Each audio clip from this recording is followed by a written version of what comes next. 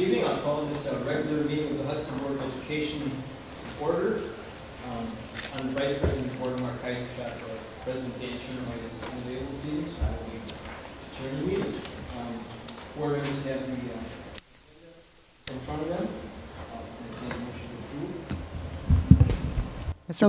Mr. Vice President, I move that we approve the agenda for this evening. Motion by Barb. Second. Second. Oh, I'm sorry. Nobody can hear me. Is this better? There we go. Now we're on. Okay, we have a motion by Barb, second by Lynn. Any discussion? Hearing none. All in favor? Aye. Aye. All opposed? Motion carries 6-0. If we could all please stand for the Pledge of Allegiance. To the flag of the United States of America and to the republic for which it stands, one nation, under God, indivisible, with liberty and justice for all. This thing is in my way. There we go. Okay, thank you. Okay, we'll begin this evening with student and staff recognitions. And Sandy, going to start us off, please? Thank you. We have 3 special recognitions this evening. The first, I'm going to ask art teacher Cindy Gresmer to come on up. She has 3 students with her this evening. The one that we have mentioned in our agenda is Joseph Murray, and he's going to bring up his framed art piece. Joseph received the W.T. Graham Youth Art Award, and Cindy's going to share a little bit about what that means, what that all entailed, because it's an award, I believe, for both the student and the instructor as well. Yes, Joe, you want to lift your art up and show it to everybody, and then turn around and show it to the audience in the back? You want to speak right here? Yes. I'll switch places with you. March is Youth Art Month, and which we're celebrating right now. And we're able to send artwork to the state capitol, but first you have to get there. So you need to be a member of the Wisconsin Art Association, and then you can submit artwork from our area, which is a Northwest area. Only 50 artworks come out of the Northwest area and get to go to the state capitol. They accept 300 awards from the whole state, and out of the 300, Joe Murray's award was accepted for a W.T. Graham Award. So only 42 in the whole state received that award. Joe received it, and I received it as well with a framed award. Joe's artwork traveled to the state capitol. Then it went to the state fair and was framed for Joe special, and came back to Hudson right before Christmas. And we displayed it at our school, right, Joe? Yeah. It was a great celebration. W.T. Graham is a man who's worked in Wisconsin for over 60 years, and he feels very strongly that arts and children should be celebrated, and so he donates money every year. This is his 22nd year to donate money for this great cause, hires a staff to view the art and choose the art and frame the art. So he donates quite a bit of money to have this carried on. Okay. Joseph, Cindy, can you lower the mic? Joseph, can you tell us about your picture? I just drew some that she told us to draw. So, yeah, I just had to draw an ocean. Pretty much that's what I did. It's beautiful. Thank you so much. We named it the whale. Oh, that's wonderful. Joe, could you hold it up one more time for me so I could see that? Thank you. And what did you use to paint that? Just paint. Just regular paint, huh? Okay. We started with pencil, then Sharpie, then crayon, then watercolor paint. So it was a multi-layered project. Oh, wow. Joe's being very modest, but he put a lot of work into it. And there's a lot of little things that you can read, like a little submarine in the background. So instead of just looking at it quickly, you can read his art. And I think that's why it went on so far in the art competition, because it's very detailed. And Joe was competing against kids all the way up through 12th grade. So this award was not just second grade, third grade level. It was through kids all the way up to the 12th grade. So it was quite an honor for Joe. Indeed. When I got it, I was in second, but I'm in third. You won the award. Joe, would you hold that up and just let the camera get a really good picture so people can see that? That's a neat piece of work. Thank you. God, that's wonderful. Congratulations, Joe. Beautiful.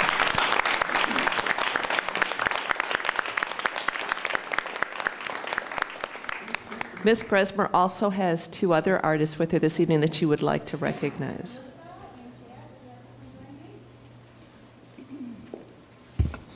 I had an idea when I knew we were sending some folks to China for our art trading project. And we made art trading cards, tiny little 2.5 by 3-inch cards, and we made them for the children in China as a trade. And if they don't trade, that's okay. We just want to give our art and showcase our art to China. So Melissa, you want to turn around and show one of your trading cards? We blew it up so you could see what it would look like. And then Chad has 3. You want to show? He had one of EP Rock Elementary School. And Melissa, can you turn make sure you this way? turn this way towards the board? And then, Camera? there you go. Good. Chad, could you turn all the way that way and show them? Yeah, and show the camera. So I thought it would be nice to celebrate as long as you invite us in of other artists in our school district as well. Absolutely. And these are 5th graders that were doing the art trading card idea. Wow. Wonderful. Beautiful, beautiful kids. Yeah, thank you for having us. Thank you so much. Thank you. Associate Principal Scott Huffman, because of Cindy's idea, will be taking those trading cards and offering them to students in Harbin, China. And he will also be having blank cards that the students can fill and do their artwork, and he can bring those back to our students. So a really nice student exchange, and that was Cindy's idea. Mm-hmm. Great. Next we have, I'm going to invite up Dustin Miller, business education teacher at the Hudson Middle School, and he has a few students with him this evening as well. Our students placed 9th among all the middle schools in the Economics Wisconsin Stock Simulation, and this competition included hundreds of teams across Wisconsin. So Mr. Miller will talk first, and then he'll introduce our guests. Hi, my name is Dustin Miller. I am the business teacher at the middle school. And these 3 young men, they actually also placed 19th in state among all teams. That was high schools, middle schools, and elementary schools. And what they did was, they're in a class that's basic economics, and then they also do the stock market simulation. So they trade, they have to follow the news, current events, things that are happening around the world, and determine what stocks to buy. They have $100,000 that they start with. It's virtual money.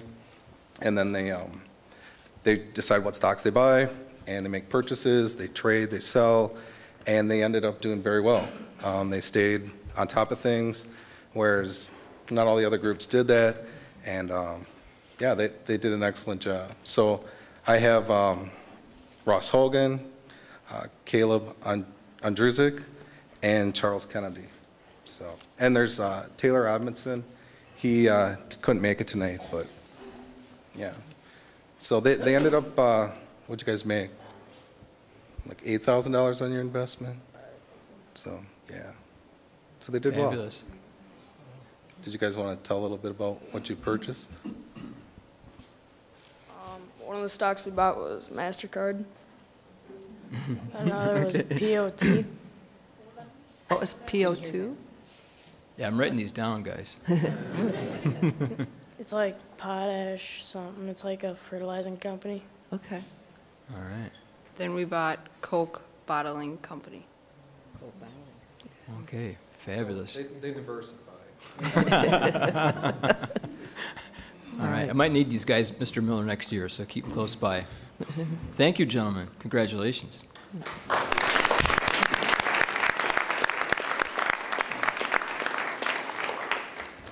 And our third recognition this evening are Hudson Middle School 6th graders that participate in the Thinking Cap Quiz Bowl competition, and that's part of our middle school gifted and talented program. They placed first. And this activity is sponsored by a company that provides the contest to schools in several states. And the quiz is comprised of 100 multiple choice questions in a variety of categories. And points are awarded based on accuracy and speed. So I'm not totally sure. I know I met Claire coming in this evening. Claire Weber will come on up. And then I think Jacob is here as well. Good. Is there anybody else? Oh, now you're going to trick me, though. Who's with me? Stephanie Zorzinger's already here, too. Good. Congratulations. Can someone talk about how many members were on the team and a little bit about the Quiz Bowl? Jacob, I hear you're a good talker. I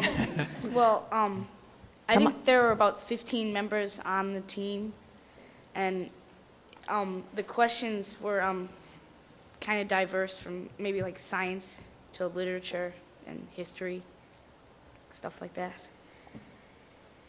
And so do you all take the test at this exact time? Is it time test? It's like a group test. It's like a group test, and it's online.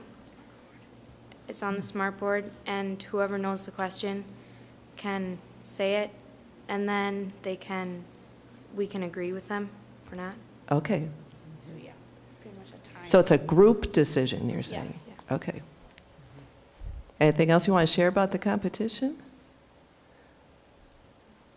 I'm curious to ask, is it pretty easy for you guys to agree on the answer? I could use that help up here too. Sometimes. Sometimes? Okay. Is it fun? Is it something you'd do again if you could? We did it in the spring, too. Mhm. That one was the fall, and then we did one in the spring.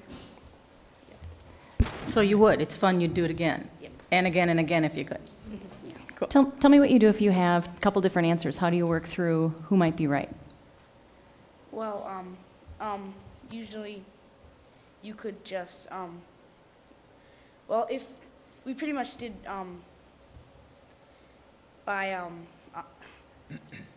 if the more people who got that answer, we'd probably as a group pick that answer. Because So kind of majority rule kind of Yeah. thing? Okay. I have a question. How do you prepare for this Quiz Bowl? Oh, yeah. Well, I don't think we really had that much of preparation time. She kind of just called us down. Okay. That's great. That was okay. Because you didn't know what questions you were going to get. So. Okay. Oh, well, that's great. Well, congratulations, ladies and gentlemen. Doesn't get any better than first. All right. Thank you.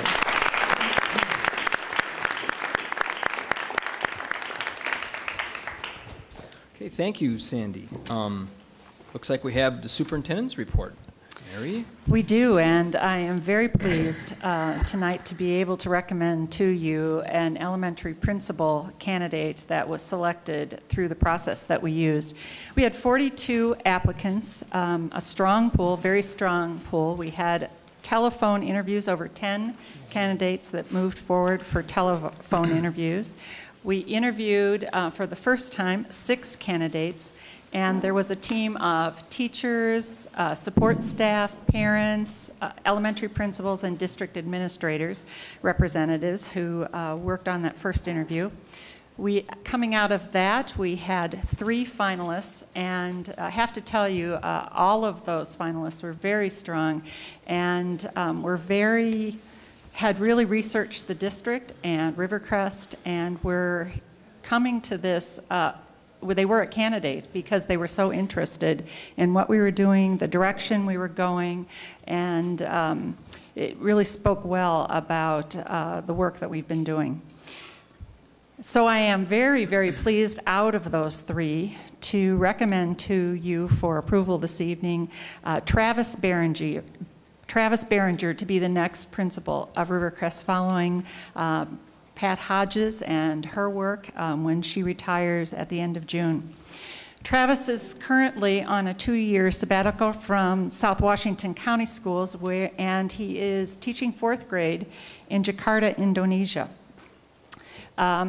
When he was in South Washington, he had a dual role. He was the K-12 math and science specialist in the district with a focus on elementary, and half-time an interim assistant principal, which is much like our associate principals, at an elementary school with 900 students. So he's certainly used to a large school. That school was in Cottage Grove. He also was a co-facilitator in a master's program in educational leadership at Southwest Minnesota State University and really focused on working with those graduate students on action research, best practice, and educational ethics. When we talked to many of his references, they made these kind of comments. He's genuine, a people motivator, a vision builder, reflective, a communicator, great with parents, kids love him, spontaneous, adaptable, and creative. They couldn't say enough good things about Travis. You know, his knowledge and skills certainly closely align with the school and the district direction. He's committed to environmental sustainability. He's managed a school forest, and as you know, we have a school forest at Rivercrest now with your approval last month. His international education experience will be an asset in the district, and one we're really looking forward to have him bring that to us. We had him come into Rivercrest very, very early one morning when staff had not arrived yet so that he could see the school. And he was absolutely awed by the school, even though he had researched it at Hoffman's site and Anderson Windows site and our website. When he came into the school, he had many things to say about the features, the sustainable features he saw here. And, this is something that's really important to him. He had spoken to me about a school in Bali that he had visited that was made of bamboo. And so he told me about the forest and how that was constructed and was very, very excited about that. So he has quite a bit of background that will be beneficial to us. Mr. Behringer responded when asked about preparing students for the future. This gives you a little flavor of Travis. Schools are now preparing students for a world that does not currently exist. We know that students will need to possess 21st century skills in order to be well prepared for life after their K-12 education. We need to prepare students for higher education as an expectation and not as a hope. All students will need to be able to collaborate, work effectively in groups, share processes and skills, and not just content. Schools should focus on digital literacy, global perspectives, community partnerships, and responsible use of resources. Certainly, his strengths and a big match with what we need in the district and certainly at Rivercrest.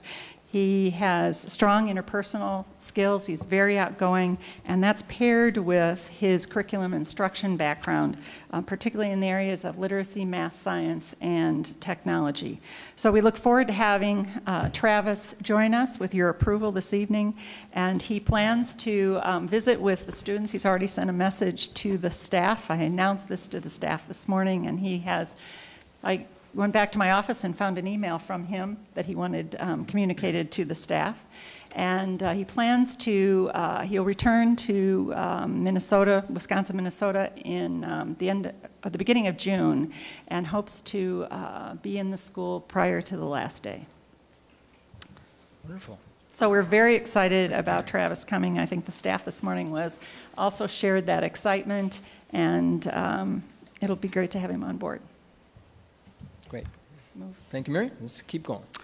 All right, I just wanted to update you on the middle school space for learning process for short-term options.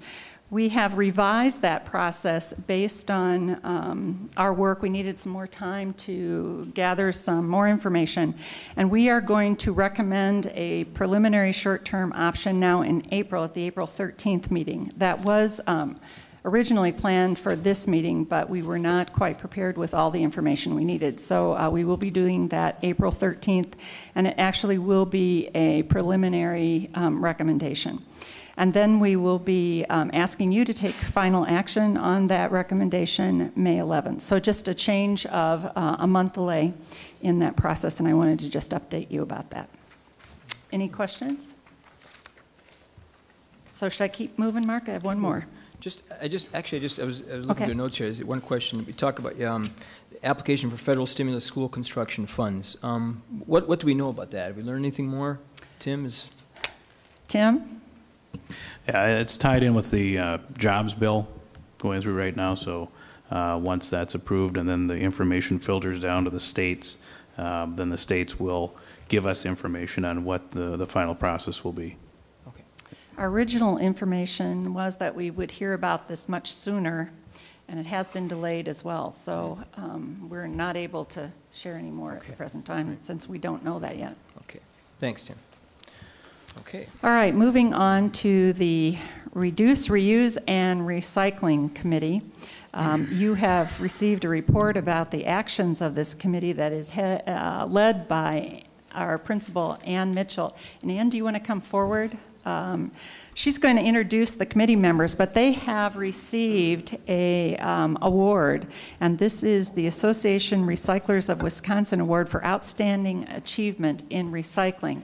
It's a great award for us. Certainly it connects with our sustainability efforts, and Ann has the committee members who, if you look at the page, you can see we have staff members on the committee, we have community partners on the committee, certainly very important, and we have students on the committee. So it is a broad committee that encompasses all of our schools and our community, and they have taken significant actions to contribute to our reduce, reuse, and recycling efforts throughout the district. And so, Ann, do you want to just give a few of the highlights of the things that you've done? And I know Jennifer Havens, the recycling specialist at St. Croix County Recycling Program, was the one who nominated the R3 committee for this award.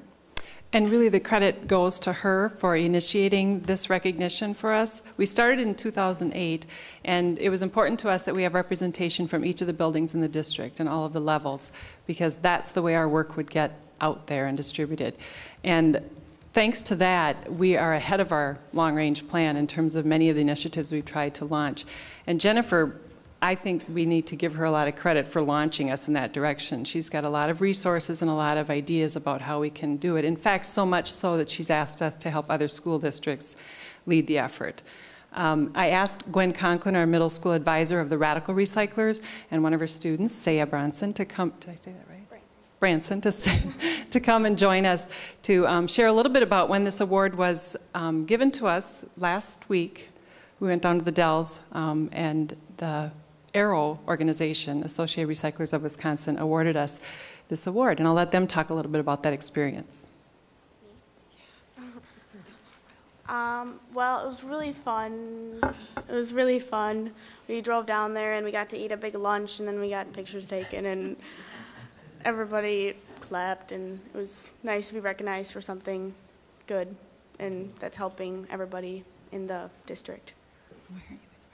I joined in 6th grade. I wanted to join an after-school activity, and this sounded interesting, and so far it's been really fun, and so I've been in it for 3 years. And this will be my last year because I'm moving on to the high school, but hopefully they have something going on up there. But we're going to flunk her. No, we're going to push the effort into the high school. Okay. Yep. This is made from a computer switchboard, and it's recycled, so it goes along with everything that we're doing. It's very cool. Wonderful.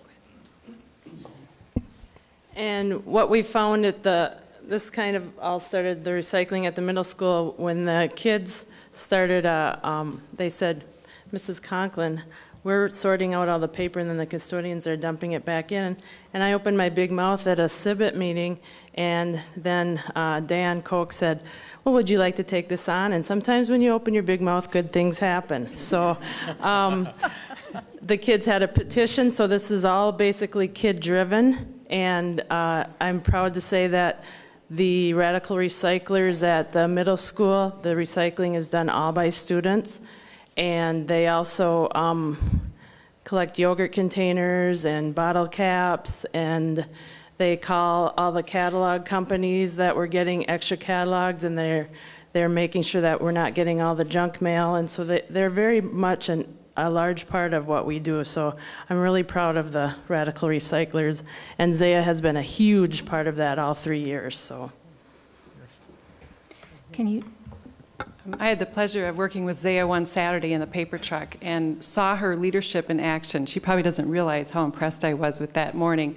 But they were picking up little pieces of wire that accidentally got in with a notebook and taking it out and throwing it in a plastic bag and taking that out of the truck and really paying close attention. They were really well trained for that kind of work, noticing what can and cannot be recycled. I said we're ahead of schedule. That permanent site for paper recycling in the Hudson community was not until next year's goal.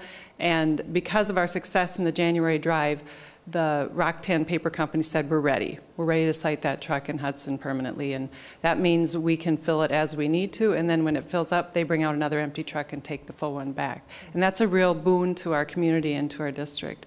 And largely because of students like Zaya that have led that effort. So we're proud of our radical recyclers, and we're looking forward to continuing it. And check out their blog. Zaya, what have you learned that you have implemented at home?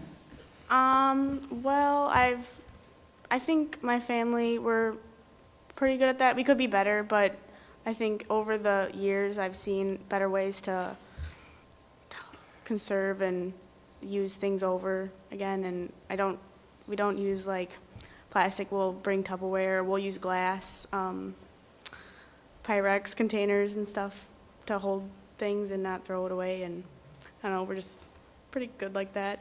Good. Thank you. Wonderful. Thank you. And could I just ask you, where is this permanent site going to be for the truck? The truck trailer is located in the parking lot north of the middle school and west of the Prairie Elementary.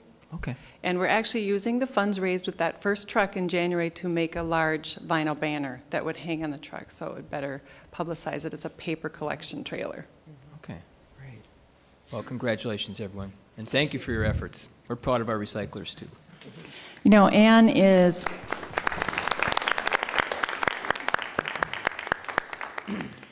very humble about her leadership. She is always sharing it with others and crediting them, but she has been a major force in moving this forward in the district, and we really appreciate your efforts, Anne.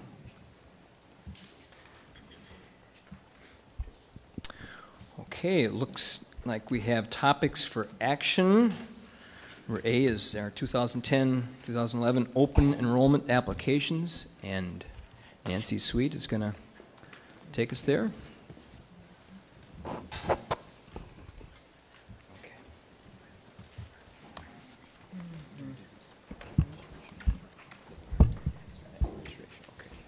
Okay. The open enrollment process is a process by which non-residents can access other Wisconsin schools. It's governed by Wisconsin law and also by school district policy. There are specific timelines associated with the application and the approval or denial and the registration of such students in the law. And there are also specific criteria that we're to follow for approval and denial.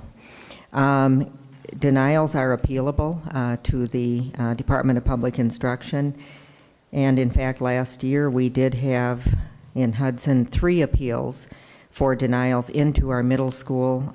2 of the appeals were found in favor of the district and 1 appeal was withdrawn.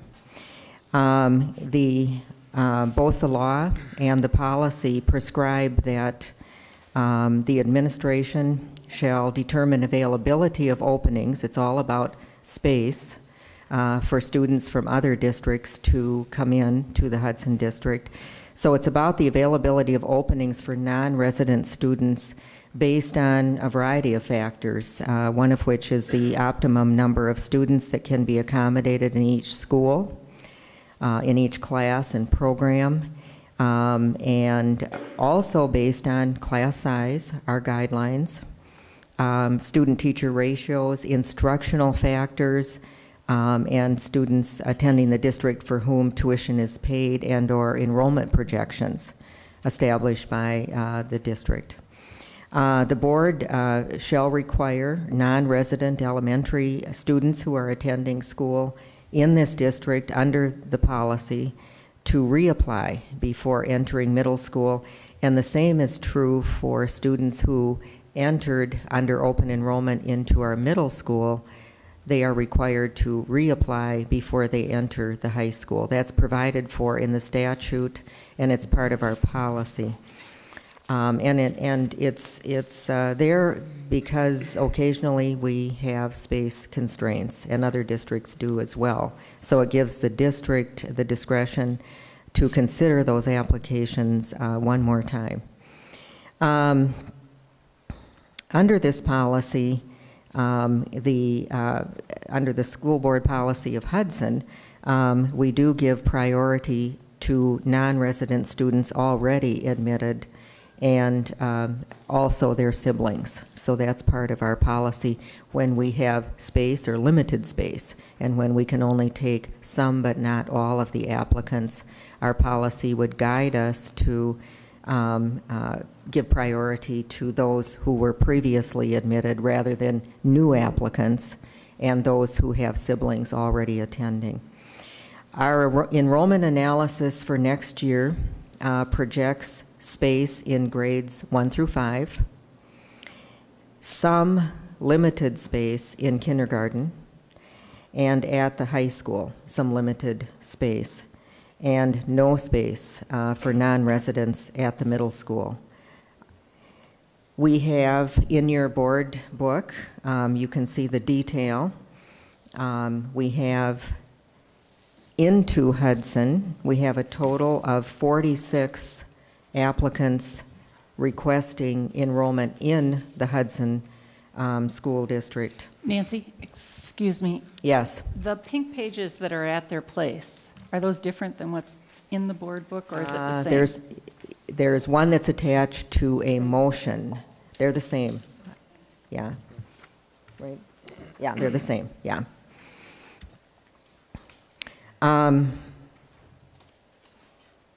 The recommendation of the administration, according to the detail that's in your board book on the in applicants, again, there are 46 requests in. The administration is recommending an approval of 17 of the 46 and denial of 29 of the 46 based on our analysis. And our analysis of enrollment is based on the official count that was taken in January, just a few weeks ago, moved forward a grade, and does not actually include anticipated growth, or at the middle level, the probable entry of private school students. The kindergarten is projected based on registration that has occurred recently, and shows our registration numbers to be above last year, and we're not finished enrolling students yet in kindergarten.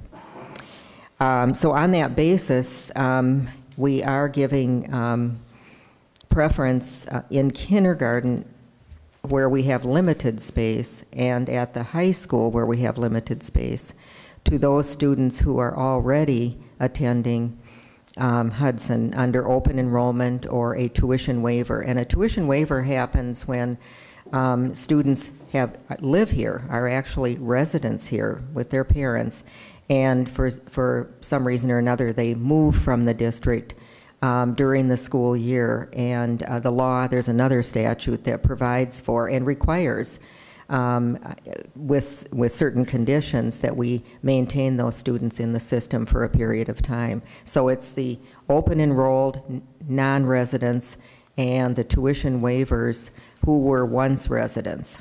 Okay, those are the ones that we are proposing to admit in kindergarten, where we feel we have limited space, and also at the high school level. So you'll see in the detail a total of 17 for kindergarten, 4 first, 1 second, 1 third, 1 fourth. That's a total of 11 elementary students. Again, at the middle school, 3 at the 9th grade, 2 at the 11th, and 1 at the 12th for 6 high school students. The denials are 2 preschoolers. We have a special education program for preschoolers, but we do not have a regular program for preschoolers, and we can deny on that basis. 11 kindergarten denials, 1 second, that's 14 elementary total recommended denial. 5 sixth graders, 2 7th, 2 8th, that's 9 middle school denials, and 2 9th, 2 10th, 1 11th, 1 12th, that's 6 high school for a total of 29. I'll cover the open enrollment in to Hudson so that you can see the whole picture here. 46 requests in, we have 44 requests out. That detail in your board book is interesting. There are 44 students represented in that particular document, and multiple of them have several requests because they're requesting one school or another or a virtual school. So you'll see multiples on there, but there are a total of 44 individuals. Only 9 of the students that are represented in these applications are currently enrolled as Hudson students. Only 9 of the 44. The majority are homeschooled. They've never registered or are not currently registered in our schools, so they're actually not leaving the enrollment numbers or leaving the space that we might appreciate at some levels. And then the majority are applying to a virtual school, and a virtual school is an online program that is overseen by parents and assessed through the programs themselves. And we are recommending that you approve all of the open enrollment out. The basis for denial of the open enrollment out is a little different than the open enrollment in. In is all about space and all of the definitions around that. The open enrollment out is financial hardship. And although we have concerns about our economic circumstance, this is also appealable to the state.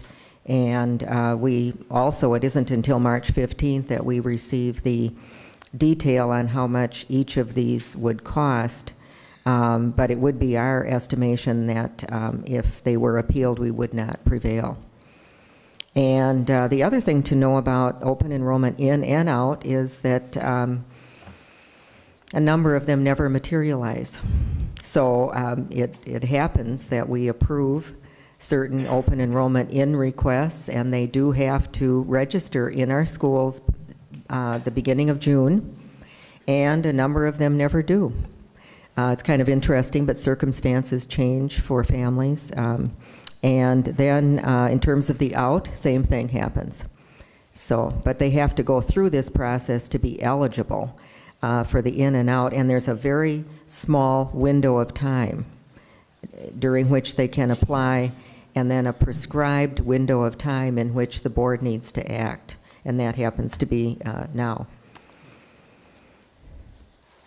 So I do have in the material on your table there, when you're finished with discussion or other requests to speak to the board, there's some pink paper there, and there is motion 1 would be approving by number the students for the reasons indicated on the document. Motion 2 would be denying students by number for the reasons indicated on the document. We don't share student names, it's a pupil record, so we have numbers. And then motion 3 would be the approval for the applications out of the district, student numbers 1 through 44. So that's just for your facilitation as you decide to act on this. Thank you, Nancy. Any board members have any questions for Ms. Sweet? I'm sorry, go ahead. Thanks, Tom. I have a question, Nancy. So I just Yep. took a quick peek at the open enrollment schedule from last year at this time, And we had 22 approvals and 14 denials for open enrollment in last year. This year we have 17 and 29, I think. So a pretty dramatic increase in the requests for open enrollment in. I mean, is that, it would be helpful for me to understand it before we make the decision tonight, whether or not we think that that increase, or at least this volume of student requests is likely to continue, as much as you're able to look in your crystal ball for next year, as opposed to, maybe this is a one-time occurrance. Well, I think it would be a crystal ball. I don't know. I mean, these are non-residents. They have to be from Wisconsin. I don't know. I really don't know if the open enrollment requests in would continue at this volume or not. Now the out, we can see a trend there, and the trend is the virtual school phenomenon. That's the trend there, and so I can speak to that, but I don't know if the volume of requests in would continue at this level. We are recommending fewer as we continue to grow and are constrained for space, and we're denying more than we did last year. I think trend-wise, if our projections hold true and we continue to grow as we have, with continual denials and communications about those denials, it may deter applications. I don't know, though. Does that help? I don't know if I focused on your question or not, but. Mark, just a couple of questions, Nancy. Similar to what Barb has asked, do we take into account the projections that we have on enrollments, moving forward from year to year, as a factor or as a criteria to look at when we consider? Are you talking about the demographics, our demographic studies? We do look at those, yes. As they become,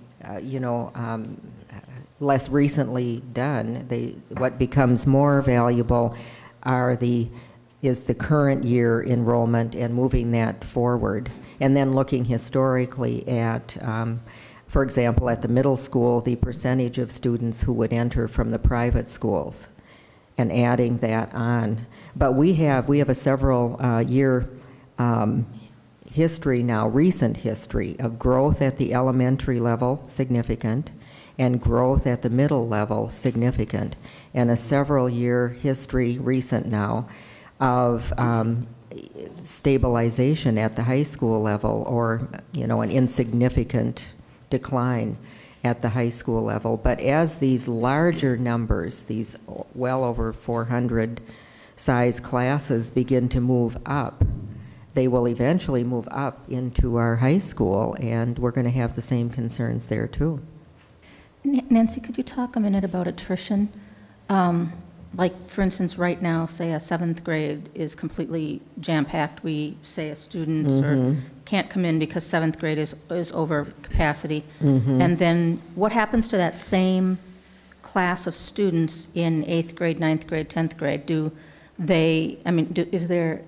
How does attrition play into the decision-making? Well, our projections show additional growth despite attrition. Students do, of course, move away, and others move in, but our projection data shows more in than out. I can share with you just a one-year snapshot here. Our official count was in January 2010, and if we compare that to our official count in January of 2009 and look at 5th grade numbers, we had 402 5th graders, and I'm picking 5th because that's the class that would be moving into our middle school. We had 402, and this year at the same time 426. That's 24 more, almost another class. That as their 6th graders? So those 5th grade class, what are they in 6th grade this year? How many? These have not moved. They are 402. They're down to 381. As sixth No, graders? they're, let's see here, 402, they're 410 now. So the class of fifth Eight, graders plus 8. has gained 8 students? Yeah, plus 8. Our graduating classes would support that as well, because we have continued to have larger graduating classes in the most recent years. Any other Mark? board members? Lynn? Nancy, can you tell me how many of the open enrollment candidates into the middle school have other siblings attending in the schools, or how many would fall under the sibling preference? There are 5. There are 5 of the applicants have other students attending in the district? Yeah, there are 5. Let's see, I can give you more specifics on that.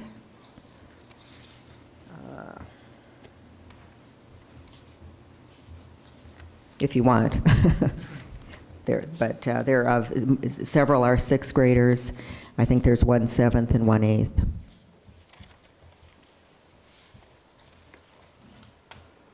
None in the middle school then? Or none in the elementary school? Yeah, there's do you want middle or do you want the whole? I'm just wondering. I've got middle because that's where we're denying. Right. And you'll see in the reasons for approval at the elementary level, you'll see in kindergarten, the basis for the approval is sibling. Okay, but then if you move to the middle school, you can't tell from your data which are siblings, but you have number 1, number 2, number 37, number 3, and number 13 are siblings. They have siblings enrolled in the Hudson schools. 1, 2, 37, 3, and 13. So that's a total of 5. Does that answer your question? It does. Okay. Any others? I'm just curious, Nancy, this the virtual school that's mentioned here, is it a particular virtual school that these students are applying to, or? There are several. If you look at your data here, I saw Waukesha listed in the column. yeah, Northern Ozaki is one that's been around for a while, and the Waukesha, Monroe, McFarland, Amory, close to home here. Oh. Mm-hmm. Nancy, of those who are applying to virtual schools, how many of them were homeschooled in the previous grade level? You mean last year? Well, yeah, for instance, I have nieces that are homeschooled, and as they move into the high school level, they're applying to virtual schools. We're not actually losing the enrollment where, I mean, this is in Richmond, but, you know, they never were attending public school. So. Well, there are 44 applications out, and I didn't count them because there's like student number 1 has requested 3 different virtual schools. Okay, but if you look at the chart, it looks like the majority have an interest in the virtual schools. And like I said, only I think it was 9, 3, 4, 5, 6, 7, 8, 9 are actually currently enrolled in the Hudson schools.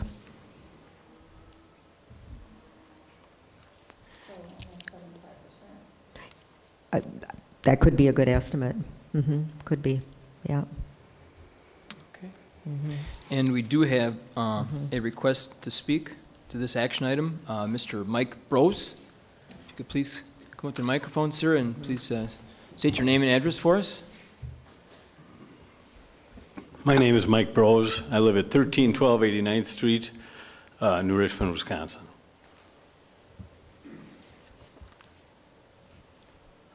Thank you. I'm here with my wife, Annie, tonight. We are the parents of Walter Brose. He is an applicant into the middle school.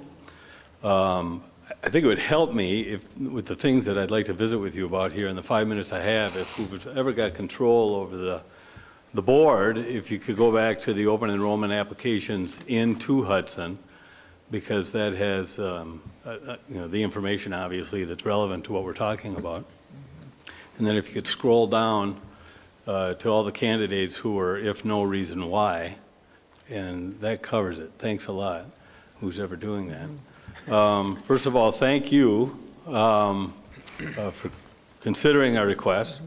This is our second year coming back to plea our case, and if any of you had the opportunity to review the letter that I submitted to yourselves and the administration, I appreciate that. I'm not going to plow any new ground tonight, I don't think. I'm going to go over some of the things I said in the letter to point out why I think it would be appropriate to permit our open enrollment application, despite what Ms. Sweet has said concerning the grade level in school being over capacity. We don't contest that. I haven't seen the numbers. I haven't studied the numbers. I haven't attempted to crunch the validity of them, but we don't contest it. I saw them last year. And I recognize that, you know, the problem that exists with respect to capacity at the school. I do take exception to some of the analysis that flows from that concerning sibling preference candidates. All right? And I want to talk about that. That's where I want to focus my attention here for the next few minutes that I have. As I read the statute, and I've cited it in my letter, and I've attached the statute for everybody to look at, the way the sibling preference candidate can influence the board's decision operates like this.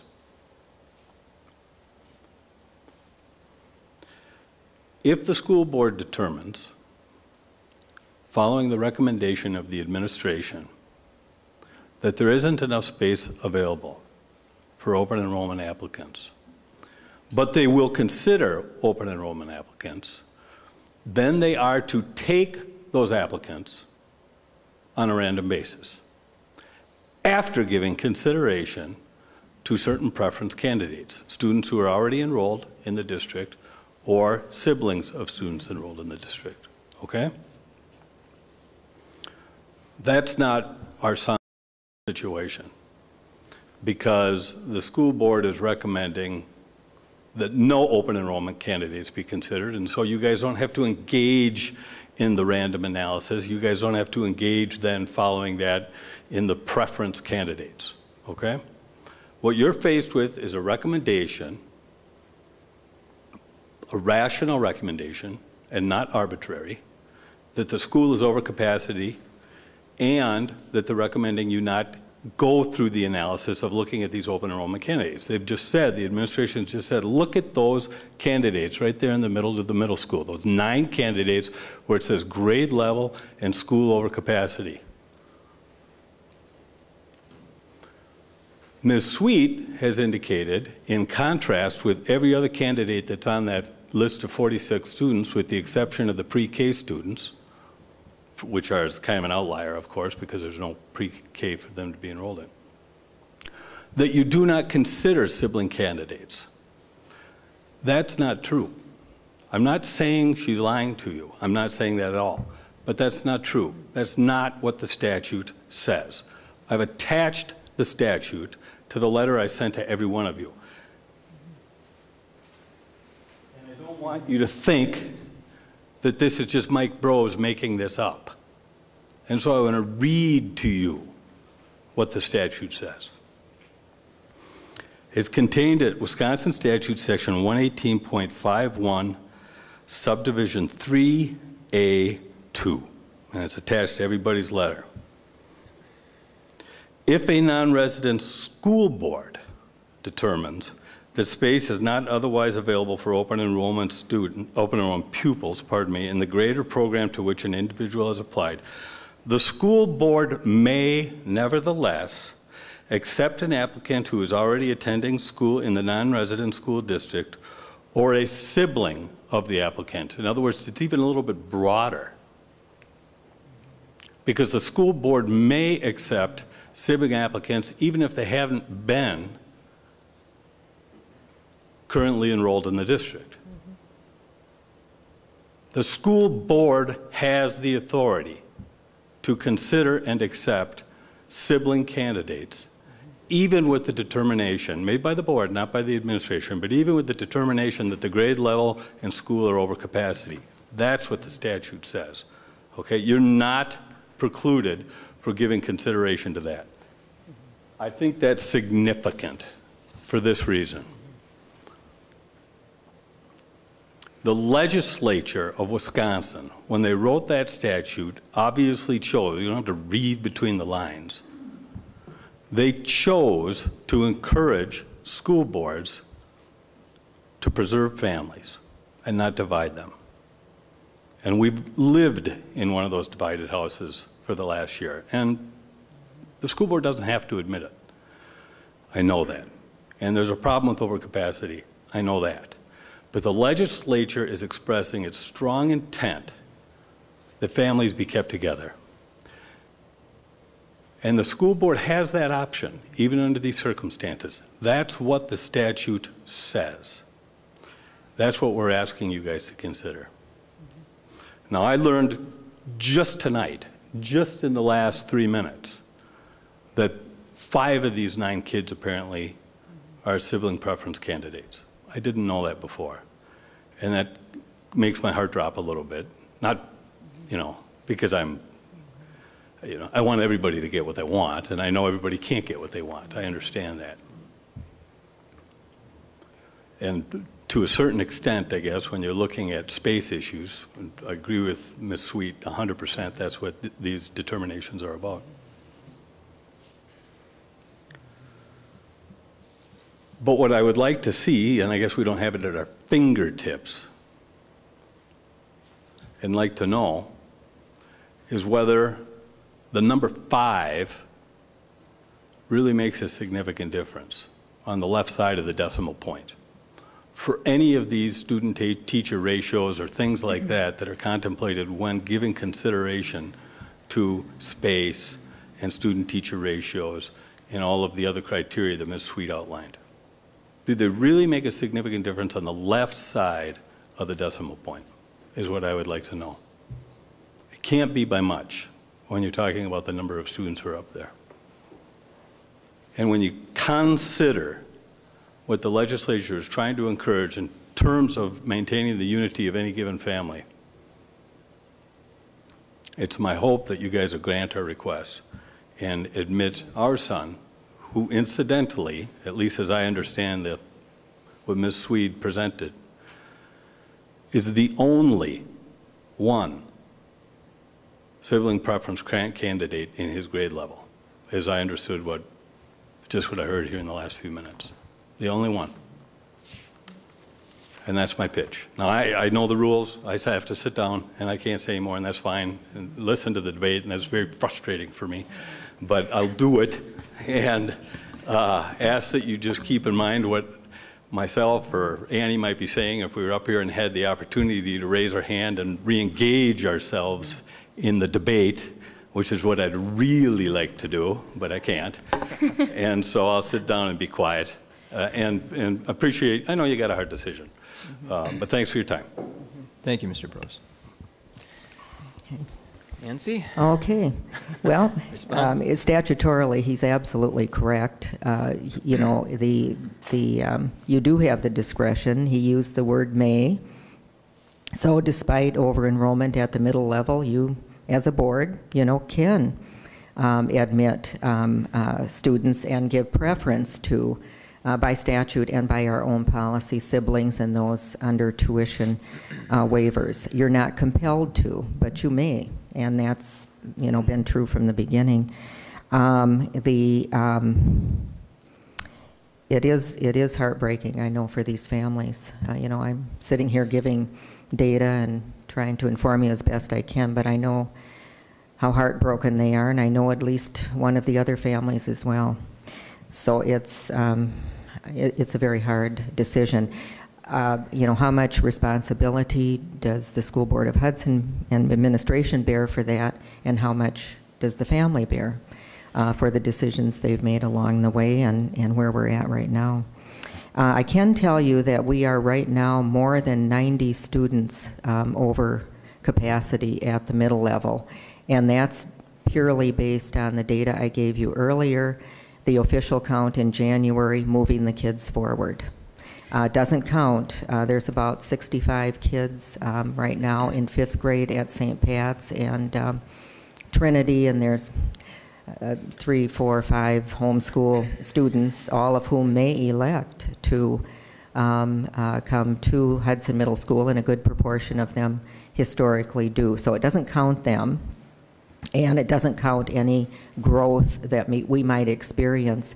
The middle school has actual open registration later in March, and we certainly do expect some new students then and over the summer. So that's the perspective now, is over 90, and that's likely to rise over 100. But don't know for sure, how many that would be. It is true, I gave you the numbers of the students. There are student 1 and 2 in 6th grade, 37 in 6th. So there's 3 in 6th. There is 1 in 7th, and there's 1 in 8th. So there's a total of 5, and you can't be arbitrary. You can't just select one of these children. You need to select them all because it's the same decision. It's the same basis. They're all siblings, have the same criteria. And Nancy, there are 9 children here who are listed as grade level and school over capacity and don't have a no enrolled sibling thing after them. So aren't there 9? No. Are you looking down under the middle high? The yes and no is the no is the recommendation of the administration to not approve. And they're starting there with student number 1, 2, 34, 37, down through number 43. Aren't those all the same basic situation in terms of them all being? No, I'm highlighting for you the ones that have siblings. Okay. So then what you're saying is that... And see, we're not denying that. It says if no reason why. So we're not denying it on the basis that they have siblings. We're denying it or suggesting a denial on the basis that the grade level and the school are over capacity. And the other students then, who we didn't admit it would be arbitrary and capricious. No, because they don't have siblings. Okay, so all 5 that have siblings would be arbitrary and it's referenced, the sibling factor is referenced in the law, and it's also referenced in our district policy. Take 1 or 5. And then what happens to the 3 or 15 in that situation that are applying next year, or the 3 or 15 that were in that situation that applied last year? Can they then appeal, and would we be found arbitrary and capricious in our decision-making? Well, they look at it year by year, but you do have to be, so maybe not. They may not deny, they may not grant the appeal to the parents on that basis, or to the district. We might not prevail on that basis. But you do have to be aware of a pattern. You have to be concerned about that. But it's interesting because even though we know we have this bottleneck, if I can call it that, at the middle level, we're compelled to continue to admit students at lower levels. And families will continue to find themselves in this torturous situation where their kids have gone to school here for several years, they've made friends, etc., and it is not a good thing. But we are recommending continued admittance, and we need to because we have space at certain grade levels. So when they get to this level, we could have the same hard decision to make. So clearly then, are we arbitrary and capricious last year and next year, or only this year? If what? If we were to say these 5 students can come to Hudson because they have siblings, is that now precedent that we have to honor next year, or that the ones last year? No, you have to look at all the new data every year. Every year you have to look at the data, consider the total picture, the capacity, the situation at the middle school will be different. It's actually you know, there are actually more students there this year than there were last year. We're more crowded than we were. But you can make a different decision every year if you'd like. Mr. Vice President, I have a And couple maybe- comments. Lynn? Go ahead. We all received the Broses packet, I think, over the last week, and I just wanted to point out that in their argument, I felt like their case had three compelling arguments. The first was siblings in the district. The second was the unique characteristics of their neighborhood, which Mr. Brose did not go into, but in their cul-de-sac, they are the only family with children that goes to a different school district or whose resident school district is a district other than Hudson School District. And the third thing is, and where it really strikes a chord for me, and it's very difficult, is just last month we approved allowing a change of boundaries or somebody to annex into the middle school. And I have a philosophical issue with how we can do that when we have no space. And we're saying no to these people who have been in our district, who have children in our district. It's a tough one for me. If I could just comment on that one, that's a totally different statutory process, and it isn't, there's no criteria associated with it that has anything to do with space available. It's just merely a property annexation and the into perpetuity, the annexation of real estate funds to the district. It happens that and that was part of the public record, that there are children in that family who would be of middle school age. I won't tell you where, but they're also on this list, and the recommendation is denial through this process. So it's a totally separate. So I would suggest that that argument doesn't have merit, but I can see where you're coming from. Can see it. Yeah. And Mary? I just want to, I certainly appreciate the Brose recognition of how difficult this decision is. We all care about the students that are within the Hudson School District and think of them as ours, and it's hard to get to this point where we're out of space and having to make these kind of very difficult decisions. I do want to remind the board that we have 13 teachers on carts at the middle school right now. We have been spending the last few months working on a solution, a short-term only solution. It will not be a long-term solution for our space issues at the middle school. And every student we let in, whether it's these 5, continues there if they're a 6th grader for 3 years. If they're a 7th grader, it's the 2 years, and 8th grader 1 year. But the projections at the middle school continue to increase. And we're going to come back to you next month with a recommendation about space. That's not before you now, but certainly this has been very difficult for us to even come up with a short-term solution to address space needs. And so I just want you to consider that as you're thinking about these students. And I know it's a hard decision. Mary, can I? Oh, I'm sorry, Mark, go ahead. Brian? So just help me understand that, Nancy. I had the same question. Why was the recommendation for us to, the administration's recommendation was to accept the annexation request in the last school board meeting? You didn't have to recommend that we do that. That was your recommendation. So help me understand that. Why is that different than this? Can I put Tim on the spot? Sure. Yeah. I'm good with that. I'll get off the spot here for a minute and give it to Tim. There's something about, funds following the child, but, in this case, if we open enroll a student, the funds are going to follow that student as well. I was essentially adding to the tax base of the district.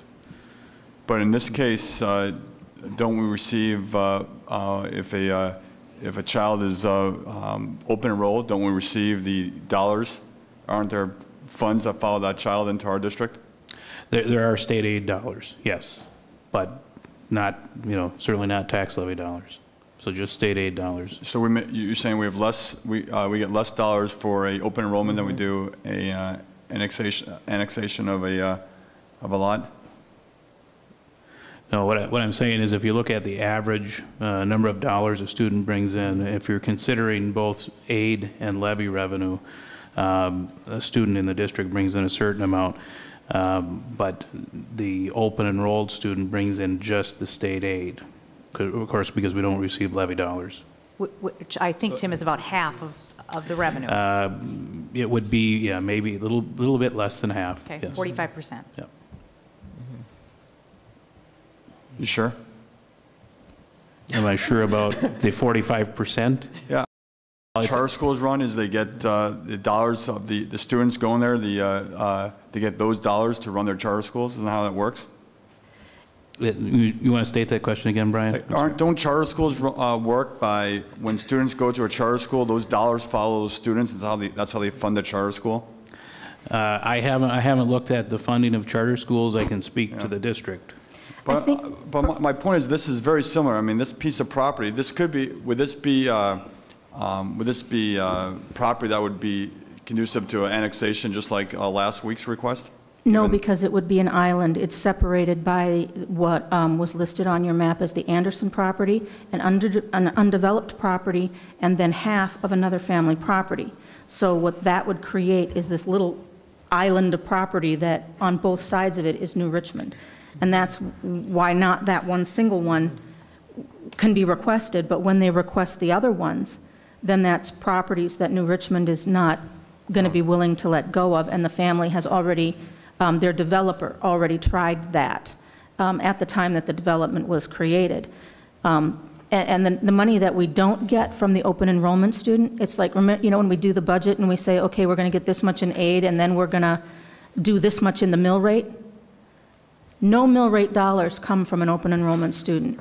So all that mill rate talk, all of the funding that comes from that, we do not get from a student who comes from outside of our annexed district property.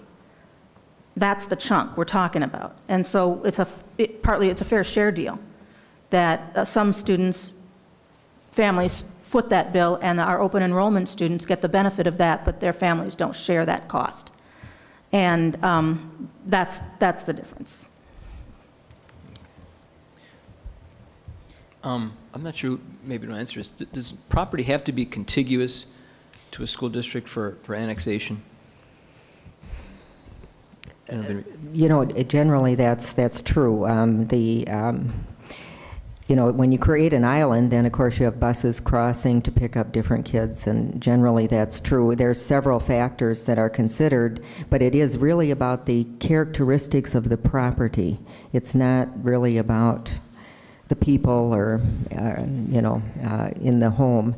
It's really about the characteristics of the property, and the again, school districts are more likely to approve annexations in than annexations out, and actually the school board did not approve the removal of that property from the River Falls School District. So you're vying for a tax base. Mark, I just have one Sure, thing I Cindy, really go want to say, and this isn't about, it isn't specifically about whether or not we let these 5 families open enroll, but it's about the criteria. And I guess I just want to say out loud and for the public that it is not our administration who makes up the criteria by which these recommendations come to us. It's the board that establishes the criteria upon which they are the formula that they're to follow in creating this recommendation. So I just want us to be clear that this recommendation that comes to us, who is recommended to be accepted and not accepted, is based on rules that we, the board, established for their recommendation. We're the ones that said to them, we wrote the policy that said to them that we're going to use these specific criteria in this order. So I'm not saying that should say we should or shouldn't override it. I just want people to know that it isn't Nancy Sweet or Mary or Tim or Sandy or even Corey that are making up the rules by which they make these recommendations. We did it. So when we overturn it, that's okay too, but it's not them. Mr. Vice President, Lynn, I just want to maybe clarify your point a little bit, Cindy, or maybe add to it. And I'm not sure, maybe Nancy can correct me if I'm not speaking correctly, but as I understand it, it's the statute that talks about sibling preference and that allows us to make those exemptions from what recommendation is. Oh, yeah, we're and certainly allowed exceptions. to make exemptions, but our own policy that said, this is how we're going to do it, this is how they're going to build their recommendations, that's in our policy book as well.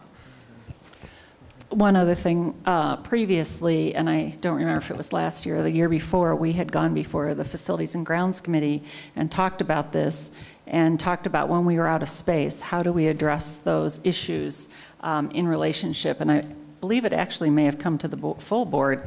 At least it was reported by the committee that we would go this direction, and they approved that. Just one more comment. Go ahead, Nancy, do we alert all the elementary school families that we're allowing to open enroll? Are they, do we alert them that that when they get to middle school they're going to have a challenge? Yes, we always have done that with the enclosure of the brochure and the in the letter, because after tonight's action, then each of the families gets a letter, and if the open enrollment application was approved, let's say for a first grader, they get a letter that tells them when they need to register in the Hudson School District, but we do put in the content of the letter, we tell them that there is a high probability that they may not be admitted to the middle school.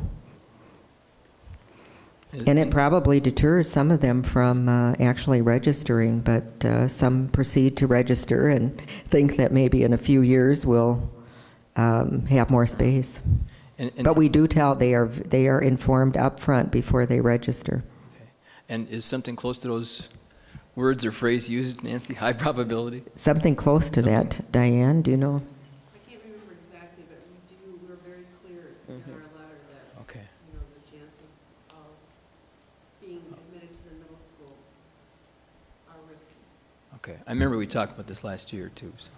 Mary? I would just want the board to know that if they choose to not support the administrative recommendation for these 5 students, because they do have siblings, that we would take that as new direction from the board in the future for the next set of students coming in the following year,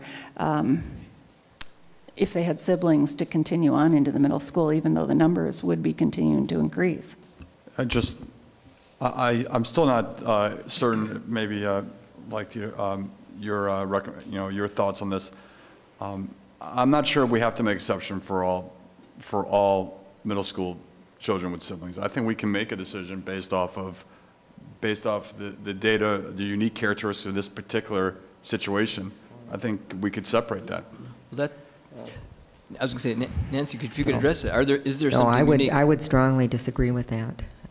Based on appeals in the past and current appeals, it's all based on arbitrariness, and if these students have the same characteristics. See, there's a lot of other factors that the parents bring up that are not relevant. They're not relevant to this process or the criteria that we can act on. Right now, it's really driven by siblings, tuition waiver, open enrollment. And so to the extent that the other children that I've identified have siblings, I would strongly encourage, if any of the others would appeal, my opinion would be they would win. Just looking at the appeal process. So if you chose to allow in 1, 2, 3, and there were more, the appeal process on our part is quite extensive to support our decision. That would be very difficult for us to support our decision based on the criteria, and we assume it would be overturned, but it's a lot of time and effort on the administration's part to go through a process that is pretty clear that it would be overturned by the DPI.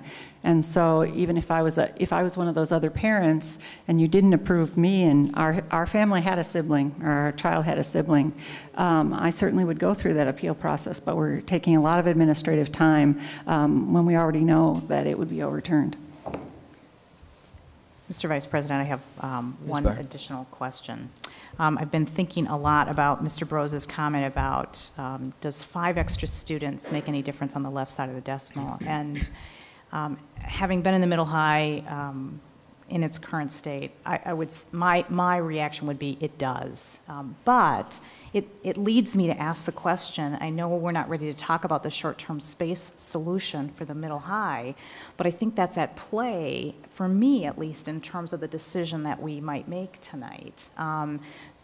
Is it possible we would have space to house the 90 students that are over capacity and the 13 teachers on carts at some point in the next 12 calendar months? We certainly aren't ready to bring that forward because it does impact others, and we need to notify, let people know, let the staff know at the middle school. So it's kind of a dilemma for us. What we can tell you is no option that we came up with is perfect. You know, and Dan Koch talked about what they really needed at a middle school and listed it. It was essentially a whole new middle school. And, you know, all of the common areas are now too small. And no matter what we could do, we can't make all of those larger for a short-term solution. We need houses, additional houses at 6th grade, 7th grade, and 8th grade. That's 5 rooms, classrooms per house, plus the common areas and the support areas. We can't provide that in a short-term solution. So what I can say is, yes, we're bringing forward an option for the board to consider that will be a recommendation that we feel is the best that we can make at this time with the resources available to us. But we know that it is not a long-term solution and will not address all of the needs that need to be addressed even for the next 4 years. Cindy. I guess I've been asking these questions and thinking about the message it sends and what kind of box. And I guess I have to say that from a policy standpoint, to make an exception for these 5 students is probably not the most best policy step for us to take. But from what I consider to be maybe sometimes more important from a humanitarian standpoint, I guess I feel like I feel like this is a right thing to do. At least, I mean, I would say at least for the one family who's the only kid in the cul-de-sac, including his own siblings. And if that means that we have to accept a couple more in order to not be arbitrary and capricious, and then they get the benefit of that this year, I guess I feel like when I weigh what's right and wrong, that's a right thing. So I just wanted to go on record saying that. I think it's reasonable, a right thing. You know, I would just kind of dovetail what Cindy said. I mean, I do think that if this board is going to make an exception, it perhaps really should for all 5. I know Brian's point was you can make some distinctions, and I understand that. I do think that's pretty thin ice, though. So I mean, I guess I would encourage the board members for it to be all or none, because I'd be very concerned about choosing. And I guess I was going to ask Nancy, and I think she basically had answered the question that all or none, and really, because there really were no particular unique situations here for the Brose family that would distinguish them from the others. Well, that's right. That would be particular really to this process.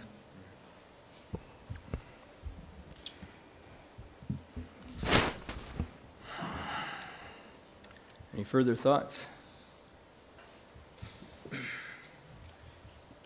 I'd like to make a motion, Mr. Vice President. Go ahead, Lynn. I'd like to move to approve the 2010-11 open enrollment applications into the Hudson School District for the student numbers 4, 19, 22, 46, 10, 29, 38, 5, 36, 32, 17, 21, 24, 12, 23, 18, 1, 2, 37, 3, and 13.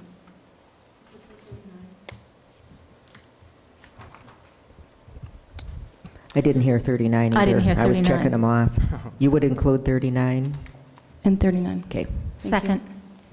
So this, if I could just for my own, this would be the open enrollment numbers indicated with the, They'd be the student numbers, Mr. Vice President, under the open enrollment page with the student numbers under the if no reason why section. and that would include the additional 5 then? Yes.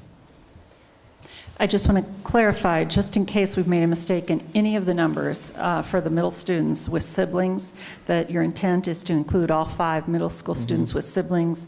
In so the if district. there happens to be a number issue, that we would make that change. Correct. And I guess I'd like to say, I don't think the administration should take that as a directive for next year. I think it's based on this one case, and 4 families are getting the benefit of my recommendation. So don't take it as guidance for next year. You guys did exactly what we asked you to do. So, excuse me, we have a motion by Lynn, and I believe, Cindy, did you second that? I was, and a second by Ms. Crimmins. Any further discussion?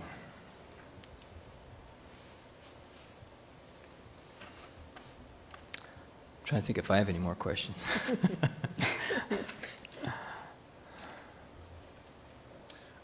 I have a Mr. question. Holland, Nancy, if, assuming we're making this exception, now we're changing policy in a sense by, really from this point on.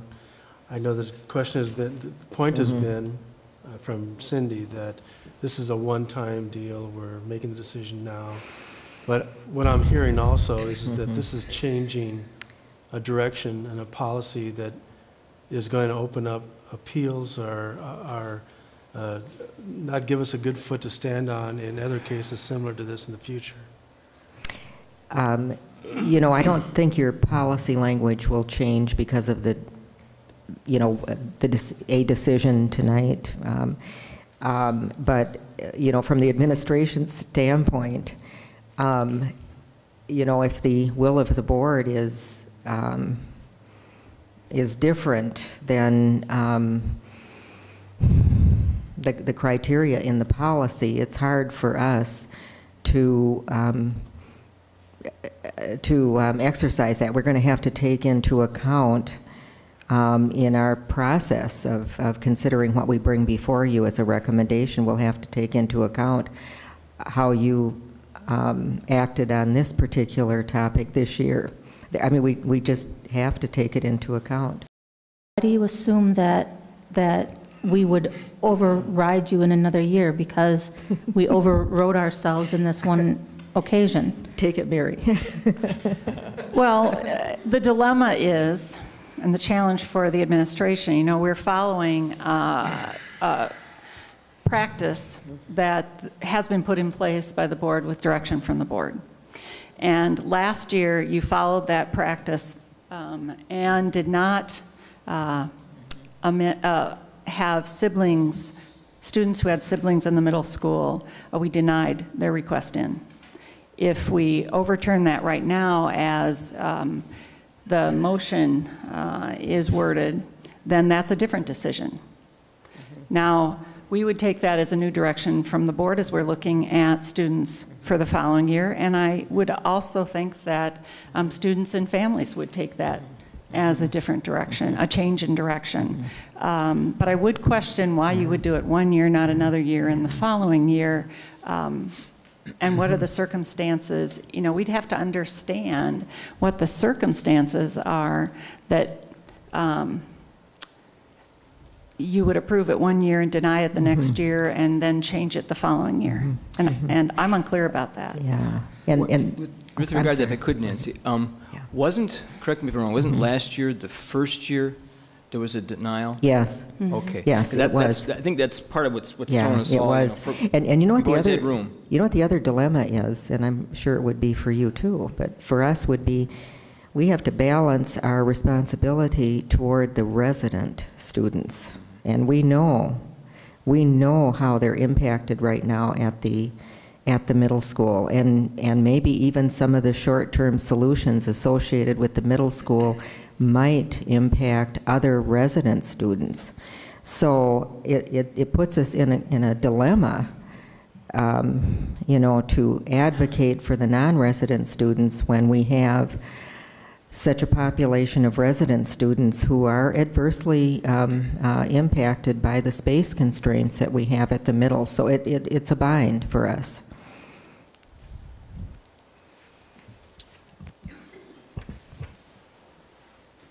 Any further questions, comments, thoughts? So we have the motion on the table by Lynn, and it was seconded by Cindy. Just repeat, it was accept the, approve the open enrollment applications, again, all, in case the numbers not be on here, including the 5 previously denied with siblings. Am I stating that correctly, Lynn? Well, they weren't previously denied. They were recommended to be I'm sorry, denied. you're correct. Thank you. Thank you.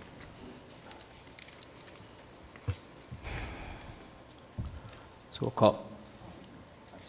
Yes. All those in favor? Aye. Aye. Opposed? No. No. Motion is approved, 4-2.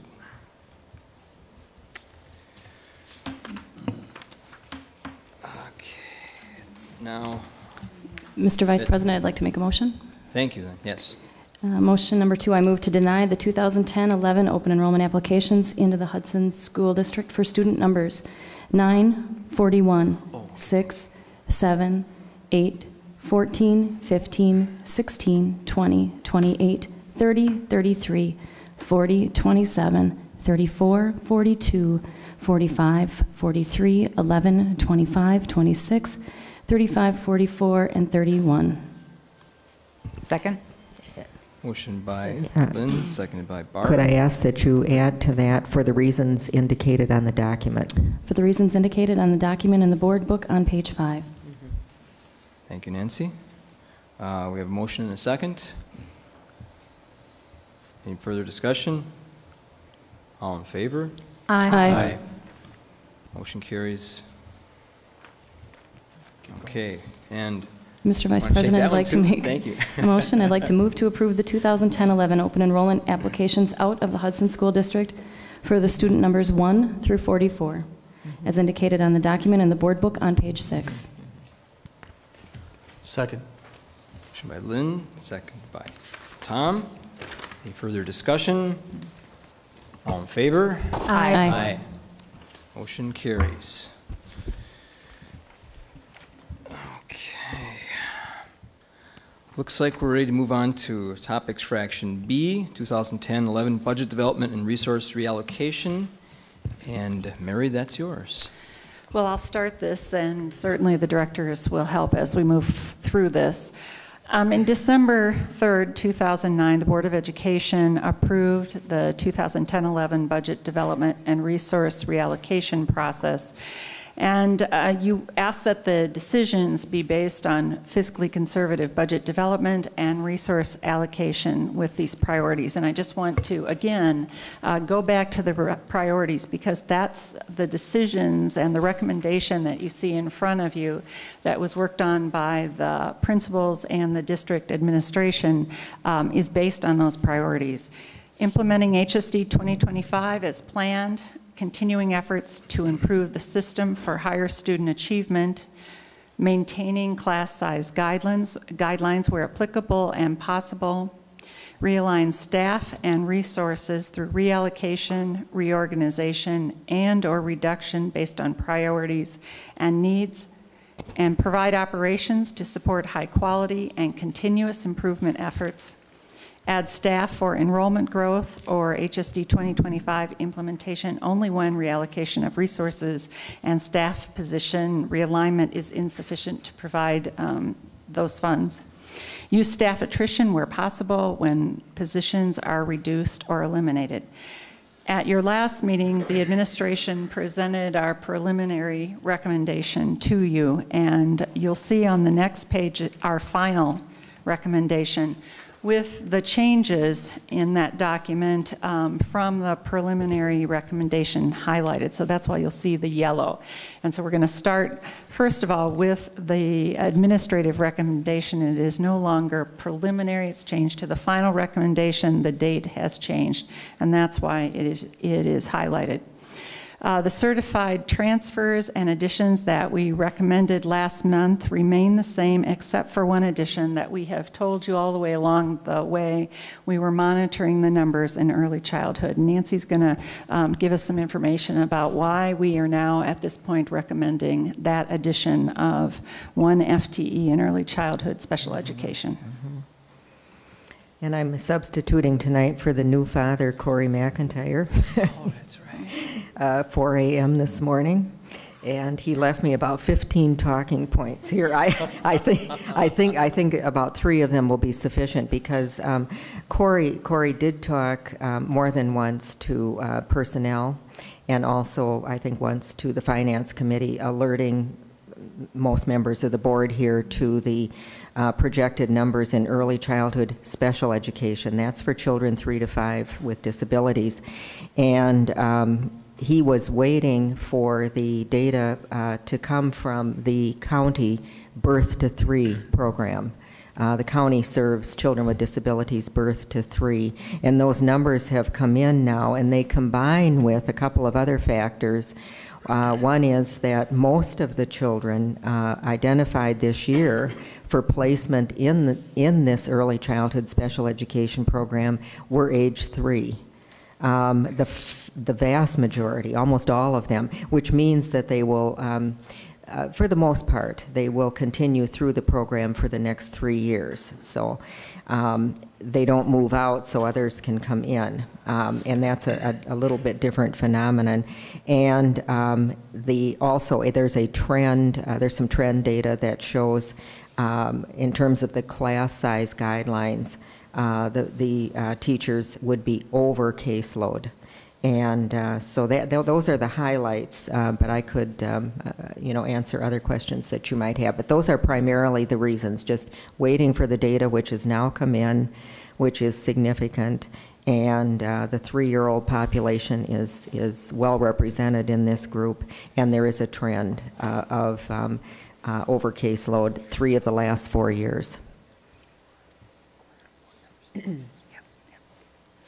All right, if you would look at the next highlighted area is the FTE. So 1 FTE has been added to our preliminary recommendation, and the cost has been adjusted with that early childhood position added. The certified transfer and reductions there are no changes there, so that remains the same. And then the total net on this page with the additions and transfers and reductions has been adjusted. So we are recommending an addition of 5.92 certified staff positions to the district staffing for next year. If we move to the next page. Before you do that, can I ask a question? Certainly. Certified transfers and reductions. So similar to the 1st and 4th grade up above. Correct. If we had additional demand in the future for German or family and consumer services, sciences, we would adjust again. You mean for next year? Yeah, this isn't saying that we're downsizing these programs and phasing them out. What it's saying is that we're responding to enrollment interest. And if there was suddenly a boom in these 2 subjects, then next year when we did staffing, we would look to compensate, right? Well, I'd like Nancy and Sandy to address this because they have been monitoring these enrollment trends for the last, I believe, 4 years, and they're best to speak to that. The question, I guess, the important question here is this shouldn't be taken as an indication that we've made a determination to phase these 2 subjects out. No, it's just looking again at trends, 3 years of trends that just show that the numbers have, over time, just been reduced, and so that the recommendations reflecting those trends. So, no, we're not making any attempt to phase this out. We're looking at student registration numbers. And when the trends change, and we've looked at a couple years, and they're going in a different direction, we'll revisit that again, like we do every year. We actually revisit this every year, Cindy. That's all I want to make clear. Thanks. Let's see. So moving on to the next page. The support reductions remain the same. We had some of the position schools misidentified, and we have corrected that and corrected that right away following the board meeting. And we talked about some changes there during the board meeting. So they are as they were at that time. So no changes there. The hours and FTEs are the same, as well as the cost. And then moving into the program transition for driver's ed, you'll notice that the recommendation and rationale has been changed somewhat, so we'll address that. We are recommending that we continue driver's ed program, our current program, for the 2010-11 school year, and then it would stop after that time period. The next statement is the net program cost, and I emphasize the word net program cost, is $96,000. And talking to a number of people, there are some misunderstandings in our community about the cost of this program and what the information that we have on this page, what that means. And even in the HSO this last week, letters to the editor talking about those costs, we could tell that there were some misunderstandings. So Tim, I'd like you to address the cost of the program, where the $96,000 comes from, cost per student, and so forth. When we talked about the $96,000 net cost, that was the cost, taking all of our expenditures and then netting the fee, the driver's ed fee, against those expenditures. The cost of the program is $173,000 right now. We had about $77,000 in revenue. So if you take the expenditures and net the revenues, then that's how we come up with the $96,000 of net cost to the district, though that represents the amount of expenditures that are not covered by fees for the program. So currently the fee is $200. Making some assumptions on the number of students participating, again, we have to raise that fee to about $474 to cover our costs under the current program. And the $474 is at today's costs? Yes. Yeah. Okay. So our other recommendation, as Tim just talked about, and that part has not changed, is the $100 increase in the fee. So for that remaining year in our recommendation, the students would be paying $300. The addition that we've made and modified this recommendation is the district will explore summer, after school, and weekend options for offering driver's ed to be paid by a user fee starting in 2011-12. So as the program during the school day is phased out, we would be exploring other options outside the school day paid by user fee to continue on. So a recommendation would be made to the board during the 2010-11 school year. We're going to come back to driver's ed after we finish the administrative recommendation and give you some more information. So unless there are questions about what's right here, we'll move on to operations. Okay, operational reductions remain the same from the preliminary recommendation that we gave you last month. So turning to the next page, which is the summary and the of the changes in our recommendation and the budget impact. So Tim, do you want to address those? Sure, you can see the estimated certified additions are 704,000, certified reductions are 285, and support staff at 144. Taking into account the new revenues, the proposed increasing the driver's ed fees from 200 to 300 will generate approximately 37,000, anywhere from 37 to 40,000, again depending on the number of students, and then operational reductions of 45,000. So we have a total addition of $192,000 All right, questions on that? Otherwise, we'll keep going and move back to driver's ed. Okay. I just want to go through again the rationale that we have for making this recommendation about driver's education. You know, our budget for this year, we reduced $2.3 million this year because the state has decreased significantly state aid to Hudson and to other districts around the state because of the state's financial crisis and certainly the economic downturn. We have no stimulus dollars moving forward, and we anticipate, because of the reduction in state aid, that there is going to be a taxpayer increase next year to continue on to support the needs of our growing population, student population. The state budget in the future is projected to worsen. As we look at that, we're very concerned about ongoing impact of that. We don't know what that is at the present time, but every indicator coming out of Madison is that the situation may get much worse. So eliminating driver's ed reduces the district budget by $96,000, almost $100,000 each year, and that's the net cost of the revenue and expenses. That cost will continue to increase as we make, with the staff increase, with ongoing cost inflation. We require, the board, this situation requires the district to re-examine our programs and our operations, certainly while continuing our efforts to improve student academic achievement, preparing students for the 21st century with a focus on post-secondary success. That's part of our vision. And removing driver's ed does open up a space for our students, for their schedules, for other electives. Driver's ed, you know, I want to go back to that a minute.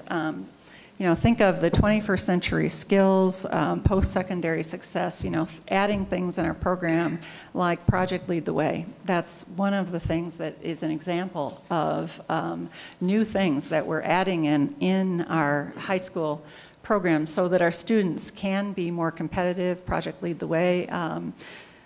Students that participate in that have access to scholarships at universities.